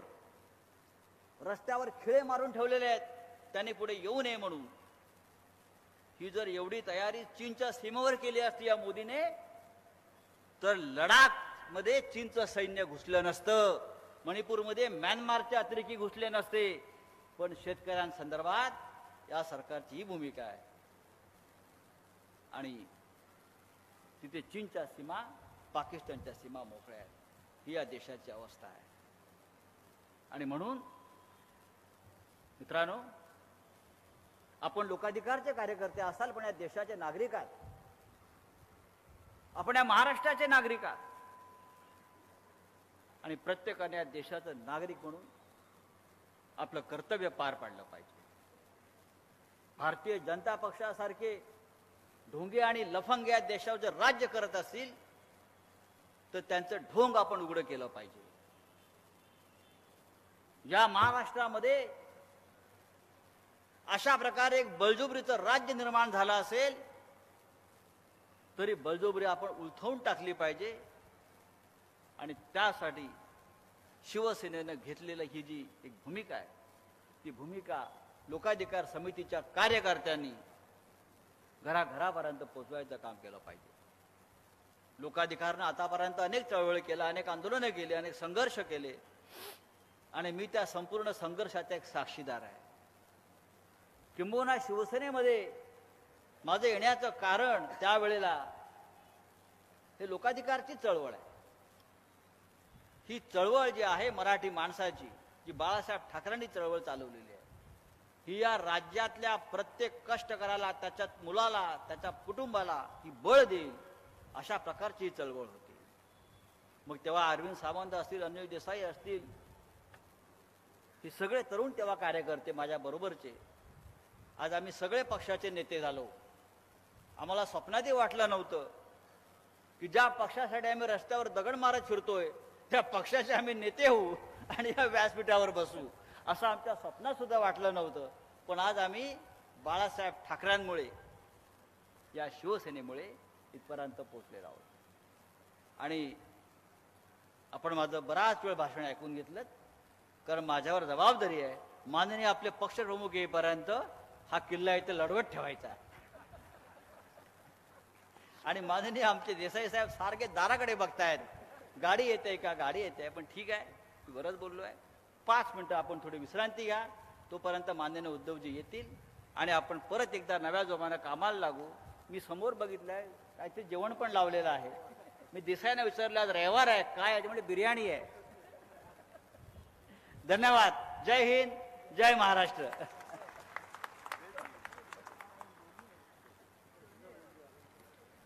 या चळवळीत जसं शिवसेना नेते खासदार संजय राऊत साहेबांनी सांगितलं, तसंच आपले दुसरे खासदार सन्माननीय श्री अरविंदभाई सावंत यांना मी विनंती करतो की त्यांनी या प्रसंगी मार्गदर्शन करावं. विश्रांती घ्या बोलल्यावर धडाधड उठले सगळे लोक. सध्या विश्रांतीचीच वाट पाहतात. महाराष्ट्राचा आराध्य दैवत छत्रपती शिवराय, या देशाचे संविधान करते, भारतरत्न परमपूज्य डॉक्टर बाबासाहेब आंबेडकर, समाज सुधारक, अष्टपैलू व्यक्तिमत्व श्रद्धेय प्रबोधनकार ठाकरेजी, आणि तुम्हा आम्हा सर्वांच्या धमन्यांमध्ये मराठीचा श्वास दिला, ध्यास दिला, हिंदुत्व रोमारोमात भिनवलं, संघर्ष करायला शिकवलं, स्वाभिमान दिला, ते वंदनीय हिंदू हृदय सम्राट शिवसेना प्रमुख श्रीमान बाळासाहेब ठाकरे आणि तुम्हा आम्हा सर्वांच्या लाडक्या मा सौमिनाताई ठाकरे यांना आदरांजली अर्पण करतो. आणि आज स्थानीय लोकाधिकार समिती महासंघाचा सुवर्ण महोत्सवी अधिवेशनाला आदरणीय उद्धवजी येणार आहेत, मार्गदर्शन करणार आहेत. पण आता ज्यांनी दणदणीत असं मार्गदर्शन केलं, खरं तर चिरफाड केली, मी वाट पाहतोय पुढच्या रविवारची रोकटोकची. त्या रोकटोक मध्ये ही कविता सुरेश भटांची अशीच्या अशी छापून आली पाहिजे, जमली तर उभ्या महाराष्ट्राला दिली पाहिजे. ती सन्माननीय शिवसेनेचे नेते आणि आमच्या राज्यसभेचे खासदार, सामनाचे कार्यकारी संपादक, आमच्या सर्वांचे लाडके, तुम्हा सर्वांनी आता ज्यांना दणदणीत जोरदार प्रतिसाद दिला ते संजय राऊत साहेब, एक वेगळं व्यक्तिमत्व आणखीन, जे खरं तर काँग्रेसचे प्रवक्ते आहेत, नेते आहेत, एक अतिशय सिद्ध पत्रकार आहेत, सिद्धस्त लेखक आहेत, वक्ते आहेत, लोकसत्यासारख्या दैनिकाचे संपादक राहिलेत, टाइम्स ऑफ इंडिया सारख्या इंग्रजी दैनिकात सुद्धा काम केले असे सन्माननीय कुमार केतकर साहेब, लोकाधिकार समिती महासंघाचे अध्यक्ष माझे मित्र खासदार अनिल देसाईजी, प्रदीप मयेकरजी, आमच्या सर्वांचे ज्येष्ठ शिवसेना नेते, चुकून माझ्याकडनं मागे राहिलं, दिवाकर रावते साहेब, त्यांची पाठीवरची एक वेगळी थाप पडत असते कधी कधी आणि त्यातून एक वेगळं प्रोत्साहन मिळतं, ते आवर्जून उपस्थित आहेत. लोकाधिकार समिती महासंघाचे सर्व प्रमुख पदाधिकारी आणि उपस्थित निष्ठावंत शिवसैनिक बांधवांनो, भगिनींनो, मातांनो, मी जाणीवपूर्वक तुम्हाला निष्ठावंत म्हटलं, त्याचं कारण आता सगळे निष्ठावंत भरपूर आहेत, पण निष्ठावंत तुमच्यासारखे फार कमी आहेत. आणि त्या निष्ठावंत शिवसैनिकांना मनापासून पहिल्यांदा मी अभिवादन करतो. तुम्ही आज अधिवेशनात, आज रविवार आहे, खर तर अनेक लग्न समारंभ आहेत, घरातही चमचमीत काहीतरी असेल, पण खणखणीत विचार ऐकण्यासाठी आपण इथे आलेला आहात. आणि याच मुशीतून मी सुद्धा मोठा झालेलो आहे. आज मला एक आनंद वाटतो. खर तर इतके दिग्गज बॅट्समॅन बॅटिंग करून गेल्यानंतर नाईट वॉचमॅनला यावं लागतं कधीतरी. मी खरं तर नाईट वॉचमॅन म्हणून आलेलो आहे, कारण यांनी आपले विचार सगळ्यांनी मांडलेले आहेत. पण तरी सुद्धा मला निश्चितपणे सांगावंसं लागेल की तुमच्या इथे बसलेल्या सगळ्या, आणि काही आता जरा उठून गेले ते सगळ्यांना सांगेन, तुमच्यातली रग आहे ना ती कमी होता कामा नये. तुमच्यातली रग कमी होता कामा नये, तुमच्यातली धग कमी होता कामा नये, तुमच्यातला आविष्कार कमी होता कामा नये, तुमच्यातली चिड कमी होता कामा नये, तुमच्यातला राग कमी होता कामा नये. तरी सुद्धा आपण सगळेजण एका वेगळ्या पातळीवर लोकाधिकारचा कार्यकर्ता म्हणजे कुणीही बोलू समोर येऊ द्या, त्याला वैचारिक पातळीवर पराभव करू शकतो असा कोण असेल तर तो माझा लोकाधिकार समितीचा कार्यकर्ता आहे, याचा मला अभिमान वाटतो. मी उभा राहिलो. मला खरं तर अनिल देसाईने ऐकवायला सांगितलं की भाई तुम्हाला बोलावं लागेल, पण अनिलजी तुम्हाला सांगतो आपणही त्या सभागृहात आहात. नवीन सभागृह झालं लोकसभेचं, काय उद्घाटन हो. त्या नवीन सभागृहामध्ये एक राजा सिंगोल घेऊन आला. राजाने प्रवेश केला. जनतेनं प्रेक्षकांच्या गॅलरीतून घोषणा दिल्या, 75 साल में क्या हुआ जो नहीं हुआ वो पहली बार हुआ. 75 साल में कभी नहीं हुआ वो पहली बार हुआ. प्रेक्षकांच्या गॅलरीतून मोदी मोदी अशा घोषणा दिल्या गेल्या, नटनट्या आणून बसवल्या होत्या. हे जे आता सगळं केंद्रीभूत राजकारण सुरू आहे ते आपण समजून घेतलं पाहिजे. आणि सगळ्यात मोठी गोष्ट कोणती घडली तर 2 युवा तरुणांनी आमच्या त्या नव्या लोकसभा सभागृहामध्ये उड्या मारल्या. सुदैवानं मी तिथं होतो.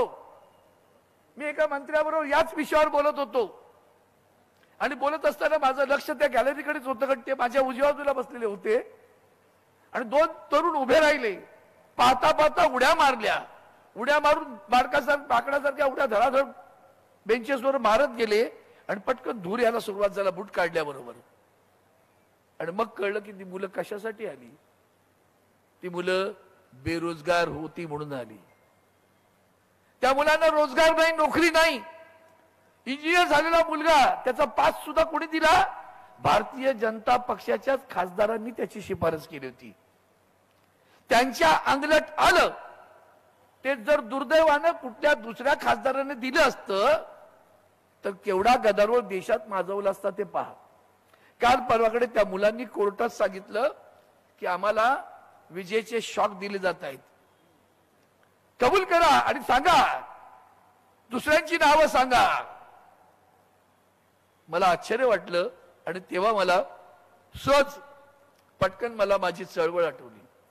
जगाच्या पाठीवर स्वतःचं पोट भरलंय, स्वतःला चांगली नोकरी मिळाली, छान जीवन जगता येईल, पण स्वतःची नोकरी धोक्यात टाकून आपल्याच भाऊ नव्हे, बहिणी नव्हेत, आपल्याच मराठी बांधवांसाठी कोणी असू द्यात, जात पात धर्म प्रांत, ती कुठली मुलं असतील पण ती ह्या महाराष्ट्राची भूमिपुत्र आहेत, त्यांना नोकऱ्या मिळावा म्हणून स्वतःची नोकरी धोक्यात घालून काम करणारा असा एकदम जागतिक दर्जावर वेगळा कार्यकर्ता उभा करणार तो वंदनीय शिवसेना प्रमुखांच्या लोकाधिकार चळवळीतून उभा राहिला. त्याच्यासारखी मोठी अभिमानाची गोष्ट नाही. साधी गोष्ट आहे का. घरातली बायको पण सांगेल कसले नसते उपद्व्याप करते, नोकरी गेली तर काय करणार आहात. धोक्यात घातलं, मार खाल्ले. मला आजही आठवण येते. अनिलजी मी कधी याचं कौतुक करण्याचं बोललो नाही. केतकर साहेब, आमच्या एमटीएल मध्ये ज्युनियर इंजिनियरची नोकर भरती, काही काही किस्से म्हणजे सगळ्यांनी ऐकण्यासारखे आहेत. त्या ज्युनियर इंजिनियरच्या नोकर भरतीसाठी सुदैवानं एमटीएल झालं होतं, कॉर्पोरेट झालं होतं, गव्हर्नमेंट नव्हतं. आणि नोकर भरतीसाठी त्यांनी अर्ज मागवले, अर्ज आले, कुठलीही लेखी परीक्षा नाही, कुठलीही मुलाखत नाही, आणि त्या मुला मुलींच्या मेरिट लिस्टवर कॉल केले गेले. आता मेरिट लिस्टवर कॉल केल्यानंतर 350 ज्युनियर इंजिनियर भरायचे होते. त्या मेरिट लिस्ट मध्ये एकही मराठी मुलगा नाही, एकही मराठी मुलगा नाही, मुलगी नाही. आम्ही पाहिल्यानंतर आम्ही समजून सांगितलं, साहेब आम्ही धोक्यात घातल्या. तेव्हा आता हे बघताना वाटतं कसं काय करू शकलो तेव्हा, पण एक वंदनीय शिवसेना प्रमुखांची प्रेरणा आणि त्या प्रेरणेमुळे आम्ही जनरल बँकच्या ऑफिसमध्ये घुसलो. आतमध्ये सुट्टी असताना रात्री जाऊन सगळ्या फाईल काढल्या, माहिती घेतली, कागदपत्र घेतली आणि आंदोलन छेडलं. त्यांनी परीक्षा घ्यायचं ठरवलं. मी तिथं गेल्यानंतर आम्हाला आमच्यावरचे काही लोक होते पण दूर गेले. मला पकडलं गेलं आणि मी मध्ये एकटा उभा होतो. SRP होती साईडने बाजूने. आता जोडणार DCP होते कोणीतरी, मला आता नाव नाही आठवत त्यांचं. ते आले, तुम्हाला सगळ्यांना आता आम्ही जेलमध्ये घालणार. म्हटलं घाला. का पुढे मी वंदनीय शिवसेना प्रमुखांच्या विचाराने एकच शब्द, साहेब माझं काय जात आहे हो, माझ्या कोणा भाऊ बहिणीला नोकरी लावायसाठी नाही करते, तुमचीच मुलं आहेत त्यांना मिळणार नाही. कल्पना आहे का तुम्हाला काय झालंय ते? एकही मुलगा मराठी नाहीये त्याच्यामध्ये, एकही मुलगी मराठी नाहीये. अधिकारी मराठी माणूस होता, आतासारखे अधिकारी नाहीत बरं का. आता गुलाम झालेत सगळे. स्वाभिमानी होता, त्यांनी मला कानात सांगितलं, तू चुपचाप गाडीत बस माझ्या, मी तुला घेऊन चाललोय, मी तुला वाटेत सोड. मला गाडीत बसवलं, वाटेत सोडून दिलं. आणि मग त्या 350 लोकांसाठी काय होत होतं, पहिली मुलं बाहेरची काय येत होती, तर खास करून तमिळनाडूमध्ये तुम्ही परीक्षेत उत्तीर्ण झालात तरी सुद्धा पुन्हा तुमचा क्लास इम्प्रूव्ह करण्यासाठी परीक्षेला परत बसता येतं. आणि मग ती सगळी मुलं, म्हणजे आमच्या वेळेला बीएससीला आम्हाला फर्स्ट क्लास मिळालं, आम्हाला केवढं मोठं कौतुक वाटायचं. थोडंसं मिळालं तरी आलं. ती सगळी मुलं 70-80% मिळवलेली मुलं होती, ती सगळी परत परीक्षेला बसून क्वालिफाय झालेली होती. आणि म्हणून त्यांना सिलेक्ट करताना मग आम्ही हे चालणार नाही. आणि मग त्याच्यामुळे आज अभिमानाने सांगेन राऊत साहेब, त्या काळामध्ये 350च्या 350 इंजिनियर्स आमच्या महानगर टेलिफोन एक जात मराठी मुलं भरली गेली, ही लोकाधिकार चळवळीचं यश आहे. आणि सगळ्यात महत्वाचं, त्यावेळेला माधवराव गडकरी लोकसत्तेला संपादक होते, ते पण चौफेर लिहायचे, त्याच्यामध्ये त्याचा उल्लेख आला. नवाकाळमध्ये अग्रलेख लिहिला गेला की लोकाधिकारच्या चळवळीने मराठी माणसाला दिलेला न्याय. आज मला हे आठवते तेव्हा माझ्या मनात अनेक विषय येतात. पण आता मात्र सांगेन, तुम्ही मगाशी अतिशय एक महत्वाचा विषय काढलात, त्याला अगदी संजय राऊत साहेबांनी त्यांच्या स्टाईलमध्ये बरोबर उपास करून टाकला, परफेक्ट, की सगळ्याच कंत्राटी आहेत. आणि त्या कंत्राटी नोकर भरतीमध्ये आम्ही काय करू शकतो? माझ्याकडे ऍक्सिस बँक, मी आता भारतीय कामगार सेनेचा अध्यक्ष आहे, ऍक्सिस बँकची लोक आली, 10 वर्ष पगारवाढ होत नाहीये, मला व्हेंडर सांगतो मी द्यायला तयार आहे, मला बँकेने दिले पाहिजे, बँक चर्चा करायला तयार नाही. आणि या सगळ्या प्रकरणामध्ये मराठी माणसाचं सध्या वाटोळ होत चाललेलं आहे. लाज नाही, लज्जा नाही, शरम नाही, आम्ही सारे गुलाम. आणि ही जी आजचा परिस्थिती आहे, त्या परिस्थितीमध्ये मी इथं बुजुर्ग शिवसैनिक आहेत बरं का, मी बुजुर्ग शब्द वापरतो, लढे दिलेले आहेत, पाठीवर मार खाल्लेला आहे, लोकाधिकारच्या चळवळीतनं मगाशी जो उल्लेख झाला, अधिवेशनं पार पाडलेली आहेत. त्या नाशिकचे अधिवेशन असेल, पुण्याचं अधिवेशन असेल, या सगळ्या अधिवेशनामध्ये हिरिरीनं भाग घेतलेला हा शिवसैनिक तुमच्या समोर उभा आहे. आणि म्हणून तुम्हाला एकच सांगेन की या सगळ्या परिस्थितीमध्ये जेव्हा आपण लोकाधिकारच्या चळवळीत, आज नोकर भरती नाही, बँकांमध्ये गेलं का असं ओसाड वाटतं, कुठल्याही बँकेच्या शाखेत जा असं भयान वाटतं. त्या चौपाटीच्या LICच्या शाखेत मी गणपतीच्या विसर्जनाच्या निमित्तानं जातो केव्हा तरी, वर्षातनं एकदा का होईना, साहेब इतकं कीव येते, वाईट वाटतं, डोळ्यात अश्रू दाटतात की अशी भरलेली माणसं असायची, तिथे आता माणूस दिसत नाही, कर्मचारी दिसत नाही.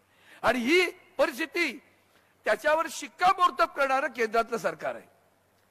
मोदी साहेब रोज खोटं बोलतात, रोज. एक दिवस त्यांचा जात नाही की ते कधी खोटं बोलले नाहीत. कधीतरी विचार करा, तुमचे मूलभूत प्रश्न आहेत, ती महागाई आहे, बेरोजगारी आहे, महिलांवरचे अत्याचार आहे, शेतकरी आत्महत्या करतोय, त्या प्रश्नाला जरा सुद्धा स्पर्श करत नाहीत. काल मार्क्सने एकदा म्हटलं होतं, धर्म ही अपुची गोळी आहे, सध्या ती अख्ख्या देशात फिरते बरं का. आणि त्यांचे कार्यकर्ते जाणीवपूर्वक, प्रभू श्रीरामाच्या मंदिराबद्दल मी सभागृहात बोललोय, मी त्यांना म्हटलंय, राम लल्ला हमारे लिए प्यार है. भारतीय जनता पार्टी जी, राम लल्ला हमारे लिए प्यार है, तुम्हारे लिए व्यापार है. राम लल्ला हमारे लिए नीति है, तुम्हारे लिए राजनीति है. राम लल्ला हमारे लिए पुरुषोत्तम है, मर्यादा पुरुषोत्तम है. राम लल्ला तुम्हारे लिए प्रचारोत्तम है. हे गमक तुम्ही ओळखलं पाहिजे. मग आम्ही नोकर भरतीच्या विषयावर जेव्हा बोलतोय तेव्हा त्याचा पाया कशात आहे? त्याचा पाया शिवसेना आहे. आज आदरणीय उद्धवजी, इतक्या प्रतिकूल परिस्थितीत मला अभिमान वाटतो. रॉक ऑफ जिब्राल्टरचा इंग्रजीमध्ये एक शब्द वापरला जातो, मला तेव्हाची आठवण येते. हिमालयाच्या संरक्षणासाठी यशवंतराव सह्याद्री दिल्लीला गेला, संरक्षण मंत्री म्हणून गेले तेव्हा. आज आमचा सह्याद्री तणतणीत उभा आहे. हिमालयाला सुद्धा त्याची अभिमान वाटत असेल की उद्धवजी ठाकरे साहेब देशातले एकमेव नेता, एकमेव नेता या अत्याचाराच्या विरोधात दणकटपणे उभे आहेत. रोज मुसक्या सोडतात. आता तुम्हाला सांगतो, राऊसाहेब गेल्या आठवड्याभर सारखे येत, ओ पलटूराम आया है, आप कभी आ रहे हो? म्हणजे तो गेला पलटूराम बिहारमध्ये, ते गेल्यावर तर तुम्ही कधी येणार? तुमचं पण याचं ठरलं काय? हे जे आहे ना, याच्यामध्ये तुम्ही सगळ्यांनी, खास करून तुम्हीच निष्ठावंत शिवसैनिकांनी या भ्रमामध्ये जाऊ नका कधी. बरं, हे मुद्दामून पसरवलं जात आहे. ज्या पद्धतीनं उद्धवजी आता लोकसभेच्या मतदारसंघात फिरतायत, तिथली भाषण आहे का तुम्ही? किती कडवटपणा बोलतायत तुम्ही. आमच्या शिवसेनेला बदनाम, माझं नाव पक्षाचं चोरून नेलं, आमच्या पक्षाचं चिन्ह चोरून नेलं. आम्ही काय शरणार्थी आहोत का तुमच्याकडे यायला? या छत्रपती शिवरायांचं नाव घेतो ना आम्ही, त्यांनी आम्हाला स्वाभिमान शिकवलाय. छत्रपती संभाजीराजांचं नाव घेतो आम्ही, त्यांनी आम्हाला स्वाभिमान शिकवलाय. तो स्वाभिमानी शिवसैनिक इथे बसलाय. आणि म्हणून आज अनिल देसाईंनी या सुवर्ण महोत्सवी निमित्त आदरणीय पक्षप्रमुख उद्धवजी ठाकरे साहेबांच्या प्रमुख मार्गदर्शनाने ते शिबिर भरवलं, अधिवेशन भरवलंय. जे आलेत ते भाग्यवान. पण एकच सांगेन, मोडून पडला संसार तरी मोडला नाही कणा, असं कुसुमाग्रज म्हणाले होते. मोडून पडला संसार, मोडलाय आमचा संसार. होय, माझ्या शिवसेनेचा संसार मोडलाय, तुम्ही मोडलात. मोडून पडलाय संसार, मोडला नाही कणा. पण पाठीवरती थाप मारून फक्त लढ म्हणा, तो लढ म्हणा, लढवई या शिवसैनिक ते बसलाय. त्या शिवसैनिकाला अभिवादन करतो. अपेक्षा करतो तुमच्याकडनं की आता मात्र तुम्ही जरा सुद्धा ढिलेपणा करायचा नाही. लोकाधिकार चळवळीच्या समितीच्या या चळवळीत शिवसेनेचा राजकीय सामाजिक कार्याचा वसा घेऊन तुम्ही पुढे गेलेले आहात. आणि म्हणून आता उतरणार नाही, मातणार नाही, घेतला वसा सोडणार नाही, या भावनेनं काम करूया. एवढं बोलून मी माझं भाषण संपवतो. जय हिंद, जय महाराष्ट्र, शिवसेना. अरे उद्धवजी ठाकरे साहेब आगे बढ़ो. वंदनीय हिंदू हृदय सम्राट शिवसेना प्रमुख श्रीमान बाळासाहेब ठाकरे यांचा शिवसेना, शिवसेना. उद्धवजी ठाकरे साहेब आगे बढ़ो. जय हिंद, जय महाराष्ट्र, वंदे मातरम.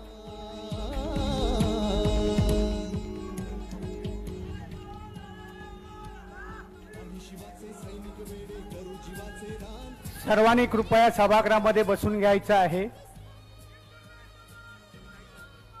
तसेच व्यासपीठावरील सर्व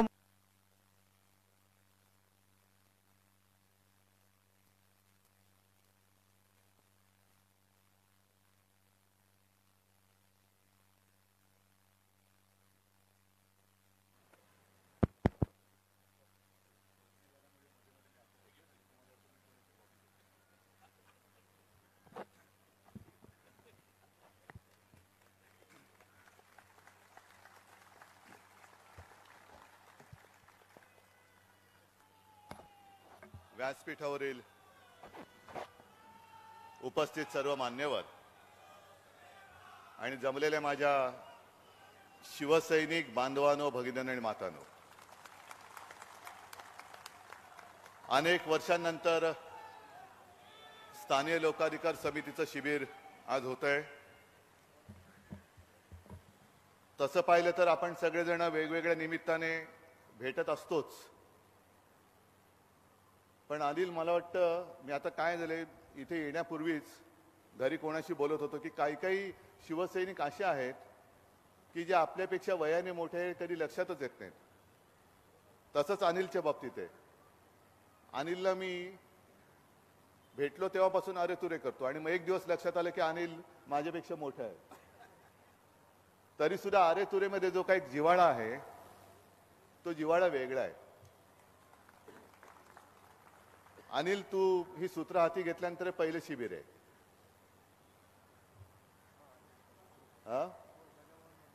नाही, तू कार्य पद्धत आधी, आता ही सुरुवात सुधीर भाऊंपासून झाली. त्याच्यानंतरचा इतिहास सगळा तुम्हाला माहिती आहे. आणि 50 वर्षाची वाटचाल त्या, मला वाटतं आता जे प्रकाशित आपण अंक केला त्याच्यात आलेली आहे. दिवाकरजी, तुम्ही सुद्धा मार्गदर्शन केलेलं आहे. केतकर साहेब, तुम्हाला खास धन्यवाद देतो. आणि एक गोष्ट लक्षात आली असेल की शिवसेनेवरती जो नेहमी एक आरोप केला जातो की शिवसेनेमध्ये हुकुमशाही आहे, शिवसेनेमध्ये लोकशाही नाही आहे, तसं पाहिलं तर केतकर साहेब हे आपल्या विचाराचे आत्ता जरी असले तरी सुरुवातीपासून टीकाकार मी म्हणत नाही, कारण टीकाकार म्हटल्यानंतर माझे आजोबा जे सांगायचे की टीका करताना सुद्धा ती अशी असली पाहिजे की ज्याच्यावरती टीका करतोय त्याला नेमकं कळलं पाहिजे की माझं काय चुकतंय. नुसतं ओरबाडणं ह्याला टीका नाही म्हणत. आता सध्या जे काय चालू आहे ते ओरबाडणं सुरू आहे.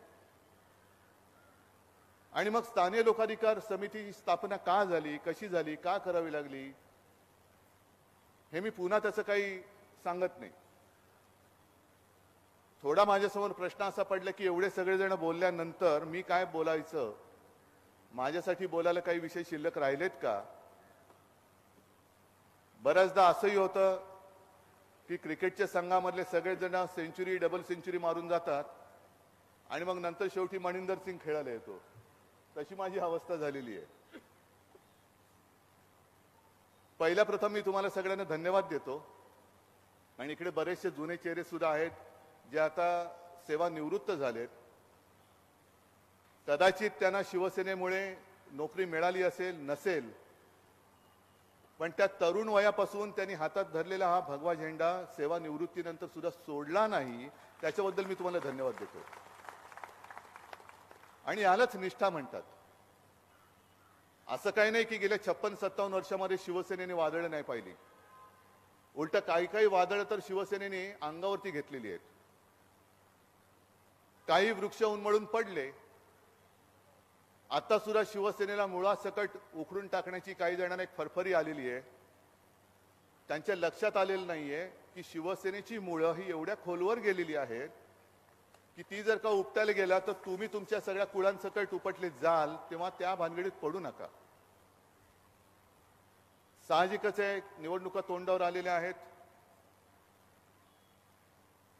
आणि काही एक रूढी असतात, परंपरा असतात, राजकारणात असतात, त्या मोडून टाकण्याचा एक प्रघात पडलाय. आणि तो प्रघात जर का तुमच्या लक्षात आला असेल किंवा नसेल, तो पहिला म्हणजे भारतरत्न. बरोबर ना केतकर साहेब? भारतरत्न किती द्यायची, कोणाला द्यायची, कधी द्यायची, ह्याचं एक आतापर्यंत एक काहीतरी सूत्र होतं. आता त्यांना म्हणजे जसं आले देवाच्या मनात येथे कोणाचे काही चालेना, तसं आले मोदीजींच्या मना कोणालाही काही देत आहेत. मी असं नाही म्हणत की ज्यांना ज्यांना भारतरत्न दिलेत त्यांचं काही चुकीचं केलंय, पण जेव्हा ती लोक होती, त्या व्यक्ती जेव्हा हयात होत्या, तेव्हा तुम्ही पराकोटीचा विरोध त्यांना केला होता. अगदी कर्पुरी ठाकूरांचं उदाहरण सुद्धा मी काल परवाकडे सभेत सांगितलं. साधारणतः 78-79 साली कर्पुरी ठाकूरांचं मंत्रिमंडळ हे बिहारमध्ये होतं आणि त्या काळामध्ये मंडल आयोग नव्हता. मंडल आयोग नंतर आला. पण कर्पुरी ठाकूर ही पहिली व्यक्ती ज्यांनी सरकारी सेवेमध्ये, हे तुम्हाला का सांगतो कारण सरकारी सेवा आणि इतर सेवा या तुमच्याशी संबंधित आहेत, पहिल्यांदा 26% आरक्षण आणलं मागासवर्गीय किंवा वंचित यांच्यासाठी. तेव्हाचे जे दिवस जर आठवले, जर काढून पाहिले, तर त्यांना विरोध करणारे होते हे जनसंघ. जनसंघाने विरोध केला होता, अगदी रस्त्यावरती उतरून विरोध केला होता, काय काय घोषणा दिल्या होत्या त्या सुद्धा नमूद केलेल्या आहेत. म्हणजे तेव्हा त्यांनी जे काय काम केलं ते तुमच्या लक्षात नाही आलं, तुम्ही तेव्हा त्यांना शिव्या दिल्या. आज 79 सालानंतर 24 साली तुम्हाला मतं पाहिजेत त्या बिहारमध्ये, म्हणून तुम्ही कर्पुरी ठाकूरांना भारतरत्न देत आहे. ठीक आहे, उशिरा का होईना लोकांचं मोठेपण तुम्हाला कळते. तसंच तुम्ही स्वामीनाथनना भारतरत्न दिलं. तुमच्या सगळ्यांच्या लक्षात असेल की आपण जेव्हा युतीमध्ये होतो त्यावेळेला आपण स्वामीनाथनना देशाचं राष्ट्रपती करा अशी आपली मागणी होती, कारण शेतकऱ्यांसाठी खूप मोठं काम त्यांनी केलं. आता स्वामीनाथनना तुम्ही भारतरत्न देताय, मग त्यांना भारतरत्न देण्याबरोबर स्वामीनाथननी जो काही अहवाल दिलेला आहे त्याची अंमलबजावणी सुद्धा तुम्ही करा असा माझा तुम्हाला आग्रह आहे. नाहीतर कशासाठी केलं? हरित क्रांतीचे जनक म्हणजे काय केलं नेमकं? त्यांनी झाडं लावली. हरित क्रांती म्हणजे नुसतं वृक्षारोपण करणं नाहीये. हरित क्रांती म्हणजे नुसतं लॉनला पाणी घालणं नाहीये. तर जो खरा हरित क्रांती करणारा आपला शेतकरी आहे त्या शेतकऱ्याला जगवणं, झाड जगवणं हे वेगळं, पण झाड जगवणाऱ्याला जगवणं हे काम त्या स्वामीनाथननी करायला सांगितलं होतं. ते न करता तुम्ही त्यांना भारतरत्न देतात, हा पोकळपणा आहे. हा पोकळपणा सगळ्यांच्या लक्षात येतोय. येत्या काही दिवसामध्ये आणखीन काही भारतरत्न ते जाहीर करतील. ठीक आहे, त्यांना जर का असं वाटत असेल की आपण निवडणुकीच्या तोंडावरती कोणाकोणाला काही सन्मान केले म्हणजे तो प्रदेशच्या प्रदेश आपल्या मागे येईल, एवढा सोपा आता काळ राहिलेला नाहीये. खास करून मी तुम्हाला सांगतोय, कारण नाही म्हटलं तरी लोकाधिकार समिती म्हणजे एक वेगळा वर्ग आहे. एक सुशिक्षित आहे, तुमचं उठणं बसणं एका वेगळ्या वर्गामध्ये होत असतं.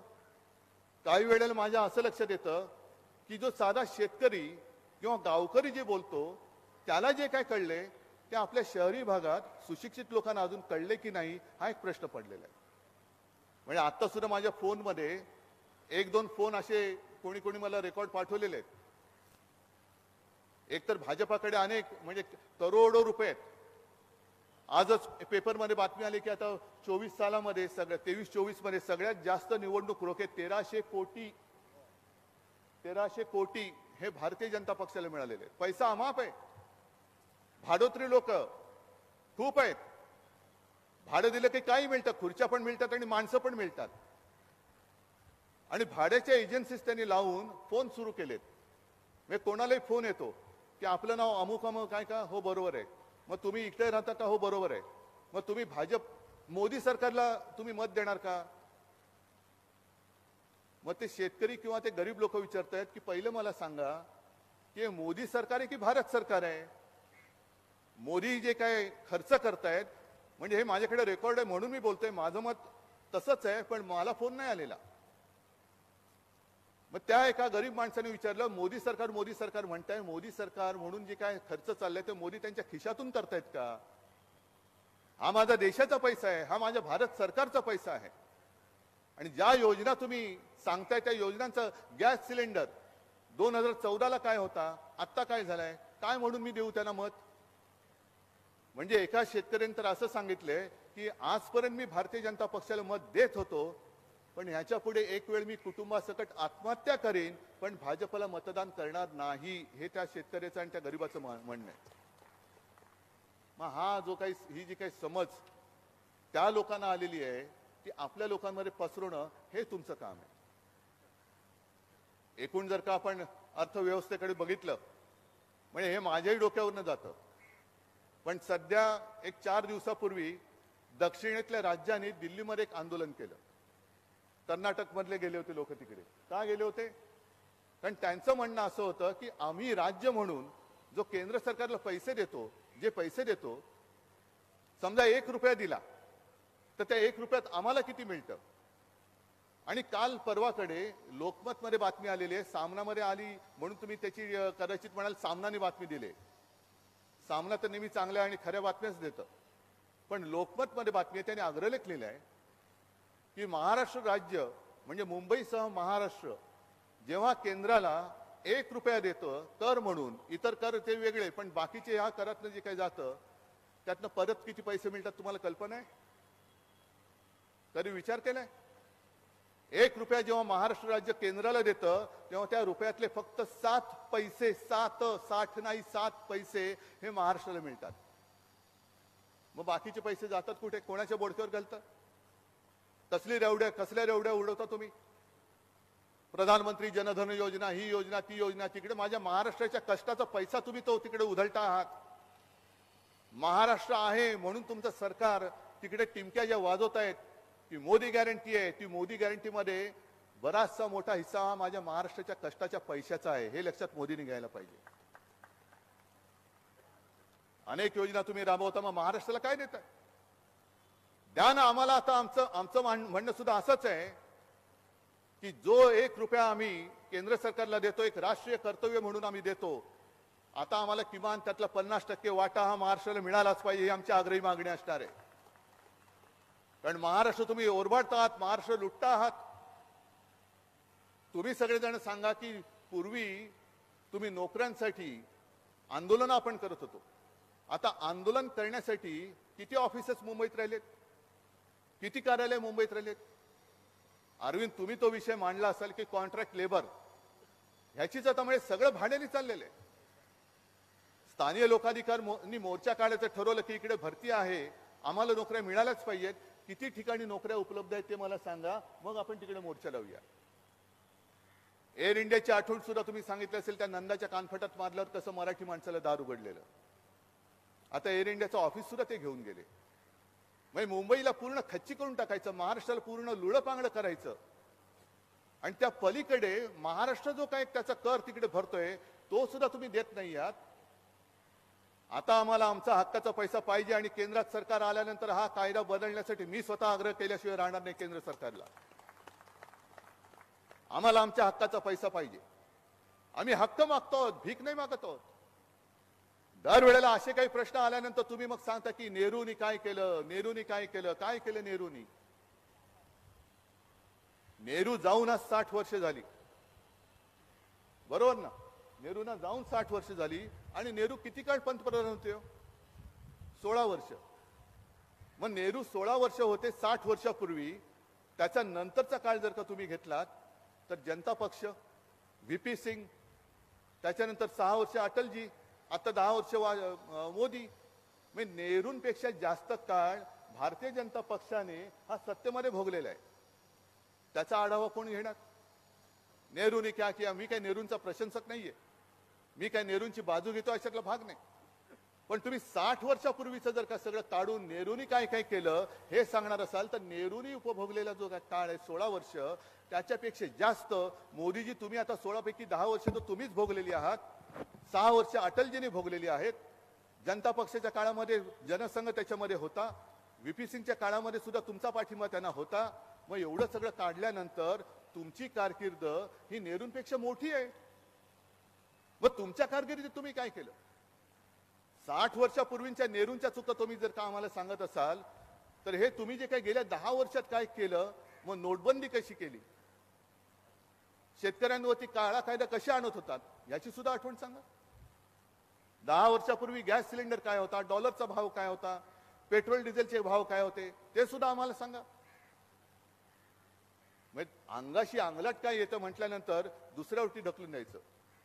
म्हणजे ते संपत सरल यांची ती कविता आता मला लक्षात नाही, पण तुम्ही मुद्दाहून बघा. संपत सरल ते राजस्थान मधले आहेत. त्यांनी सांगितलं की हे सगळं नेहरूनी केलं म्हणून त्यांच्यावर टाकायचं, हे ह्यानी केलं म्हणून त्याच्यावर टाकायचं, सगळं दुसऱ्यावर टाकल्यानंतर तरी सुद्धा तुम्ही जर का काही विचारलं तर आप पाकिस्तान चले जाओ. म्हणजे सगळ्या समस्या दुसऱ्यांनी उद्भवल्या आहेत, त्यांच्यामुळे उद्भवलेल्या आहेत, त्यांच्यावरती सगळे गुणदोष टाकायचे. आणि तरी सुद्धा काय राहिलं असेल तर तू देशद्रोही आहेस, पाकिस्तानमध्ये चालतो. हा कुठला कारभार आहे? ही कुठली लोकशाही आहे? जी लोकशाही जो राज्यकर्ता नोकरी देऊ शकत नसेल, महागाई रोखू शकत नसेल, गुंडागर्दी थांबवू शकत नसेल, तर तो राज्यकर्ता म्हणून राज्यकर्ता त्या खुर्चीत बसायला नालायक आहे. कोणी जरी असला तरी तो तिकडनं त्याला खाली खेचावंच लागेल. हे काम आता तुम्हाला करावं लागेल. स्थानिक लोकाधिकार, लोकाधिकारचा अर्थ काय? लोकांचा अधिकार. तो पहिला स्थानिक लोकांमध्ये केला पाहिजे की हो हा माझा अधिकार आहे, मला पाहिजे तोच राज्यकर्ता बसला पाहिजे तिकडे, तोच तिकडे बसेल, हा माझा अधिकार आहे. आजपर्यंत आपण एका वेगळ्या भाबडेपणाने यांना हिंदुत्वाच्या नावाखाली निवडून देत आलो. पण त्यांना मित्र आणि शत्रू यातला फरकच कळलेला नाही. ठीक आहे ना, जसं मी केतकर साहेबांना म्हटलं की तुम्ही त्यावेळेला आम्ही जे काय चुकलो, आज सुद्धा जे काय चुकलं तर जरूर तुम्ही आमच्यावरती टीका करा, तुमचा अधिकार आहे. पण टीका करताना आम्ही कुठे चुकतो आहोत ते तुम्ही नेमकं लक्षात आणून द्या. केतकर साहेब का आपल्या व्यासपीठावरती येऊ शकले? कारण कधी आपण सुडाचं राजकारण नाही केलं. काँग्रेस असेल, राष्ट्रवादी असेल, काँग्रेसने शिवसेना फोडली असेल, आपल्यात काही काँग्रेसची लोक आली असतील, राष्ट्रवादीने पवार साहेबांनी शिवसेना फोडली असेल, आपण राष्ट्रवादीतली लोक फोडली असतील. पण म्हणून जेव्हा सत्ता हाती आली तेव्हा काँग्रेस किंवा शिवसेनेनी अथवा राष्ट्रवादीनी पक्ष संपवण्याचा कोणी पाप नाही केलं, कोणी विचार नाही केला.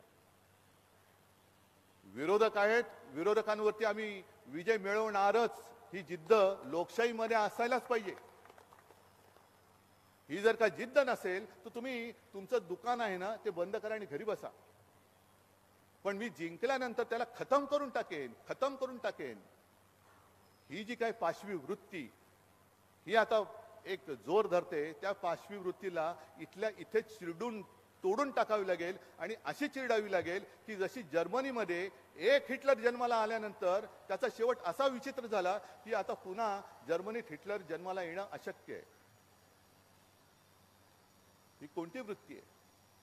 तुम्ही विरोधकांना संपवताय, तुम्ही तुमच्या मित्रपक्षांना संपवताय, तुम्ही तुमच्या पक्षातल्या नेत्यांना संपवतायत. आणि हे मी नाही बोलत, नितीन गडकरी बोललेले आहेत. जे निष्ठेने काम करतायत त्यांना पक्षात काही तसं स्थानच राहिलेलं नाही, त्यांना सन्मानच मिळत नाहीये. नितीन गडकरी बोलतात, एक ज्येष्ठ नेता, आपल्या युतीमधला एक ज्येष्ठ नेता. दिल्लीमध्ये गेल्यानंतर आम्हाला एक अपेक्षा होती, आशा होती की गडकरी साहेबांचा जो एक कार्याचा अनुभव आहे, काम करण्याची पद्धत आहे, त्यांनी देशाला मोठा फायदा होईल. पण गडकरींसारखा माणूस जेव्हा असं बोलतो की तिकडे काही स्थानच राहिलेलं नाहीये, मग कोणी कोणासाठी काम करायचं? तुम्ही सगळ्यांनाच खतम करायला चालले. बरं ठीक आहे, घराणेशाही बद्दल बोलतात. मी तर सरळ सांगतो, मी घराण्याचा वारसा घेऊन चाललोय, घराण्याची परंपरा घेऊन चाललोय. त्याला तुम्ही घराणेशाही म्हणत असाल तर मी घराणेशाही घेऊन पुढे चाललेलो आहे. मोदीजी बोला, तुम्ही काय बोलताय?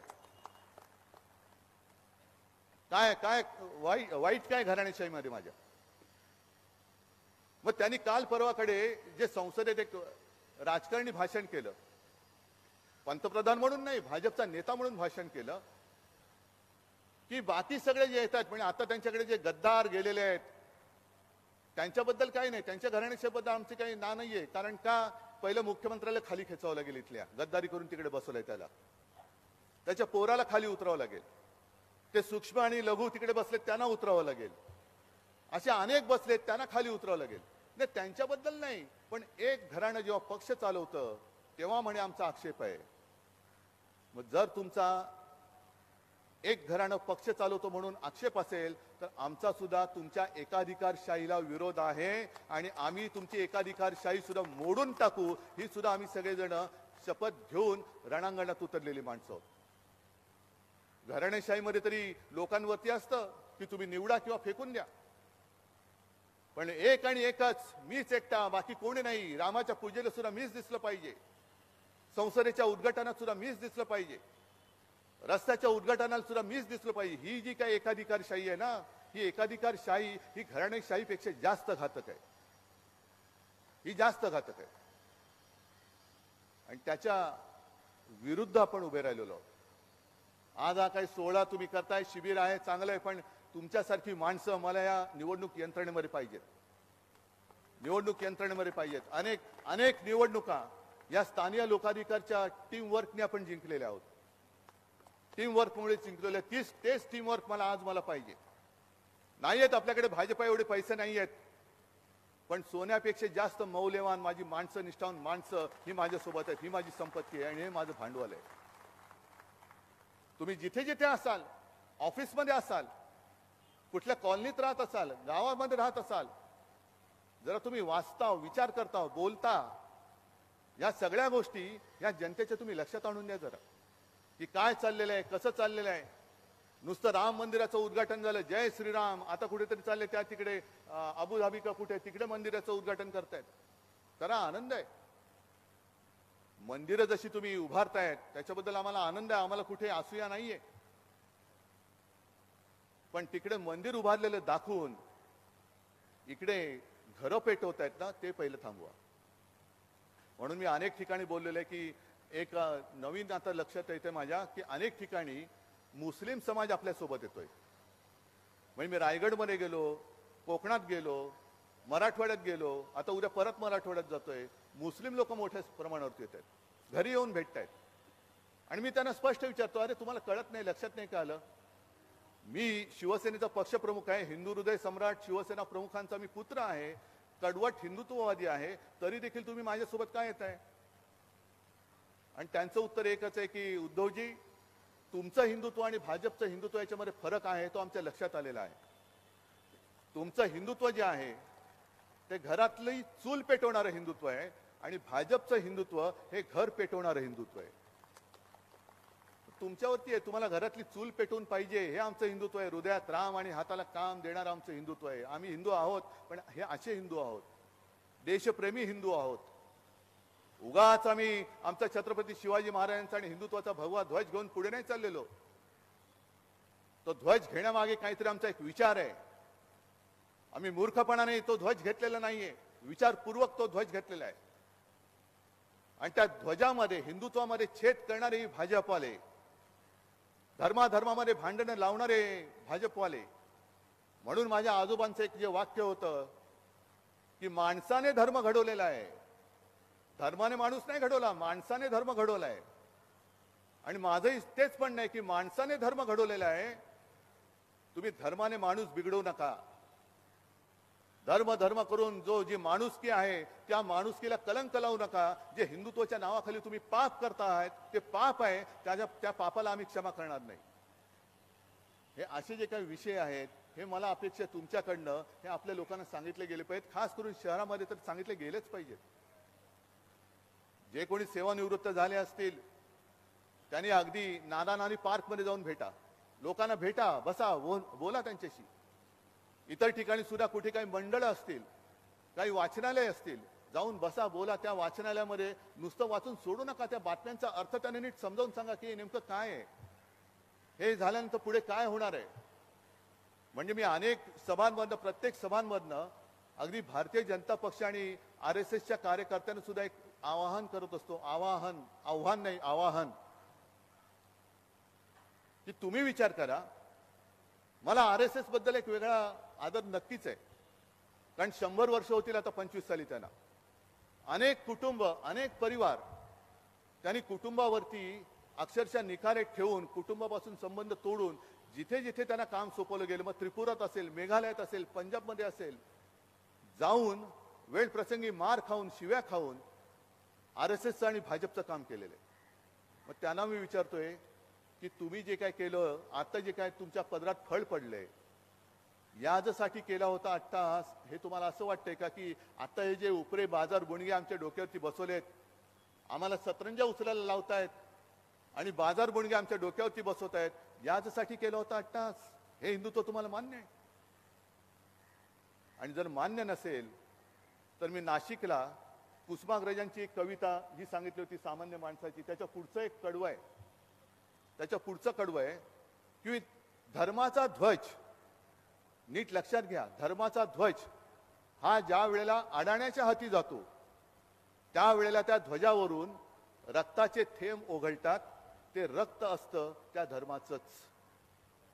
आज धर्माचा ध्वज अदानी वेगळा, पण अडाण्यांच्या हातामध्ये गेलेला आहे, अडाण्यांच्या हातामध्ये. आणि जो काय खून खराबा चाललेला आहे, याला संपव, त्याला संपव, याला उडव, त्याला उडव, हे जे आहे हे आमच्याच धर्माचं रक्त त्या अडाण्यांच्या हातामध्ये आमच्या धर्माचा ध्वज गेल्यामुळे त्या ध्वजावर जे रक्त ठिबकत आहे ते आमच्या धर्माचंच रक्त ठिबकत आहे आणि ते गुन्हेगार हे आहेत. आणि या धर्माचा ध्वज जर का आपल्याला वाचवायचा असेल, धर्म जर का वाचवायचा असेल, भारत जर का वाचवायचा असेल, भारत माता जिला म्हणतो ती जर का वाचवायची असेल, तर मात्र आपल्याला जिद्दीने उभं राहावं लागेल, त्वेषाने उभं राहावं लागेल. जे संकट येईल त्या संकटाच्या छाताडावरती चालून जाण्याची हिंमत तुम्हाला ठेवावी लागेल. तरच आपण छत्रपती शिवाजी महाराज की जय बोलू शकतो. नाहीतर जसे भेकड गेलेले आहेत तसे जे अजूनही भेकड माझ्या शिवसेनेत असतील त्या भेकडानो तुम्ही मिंदेकडे सरळ जा. तुमची आम्हाला आवश्यकता नाही, अजिबात नाही. भेकड असतील, भाकड असतील त्यांनी जरूर जावं. पण मुठभर जरी असले तरी मर्द आणि निष्ठावंत मावळे हेच नेहमी छत्रपती शिवाजी महाराजांना आणि भगव्याला साथ देत आले. आणि त्यांच्या जोरावरती आग्र्यावरनं सुटल्यानंतर छत्रपती शिवाजी महाराजांनी हिंदवी स्वराज्य स्थापन केले, ते मुठभर मावळ्यांच्या ताकदीवरती. भाडोत्री ढिगभर मावळ्यांचे नाही. मावळा हा कधी भाडोत्री असूच शकत नाही.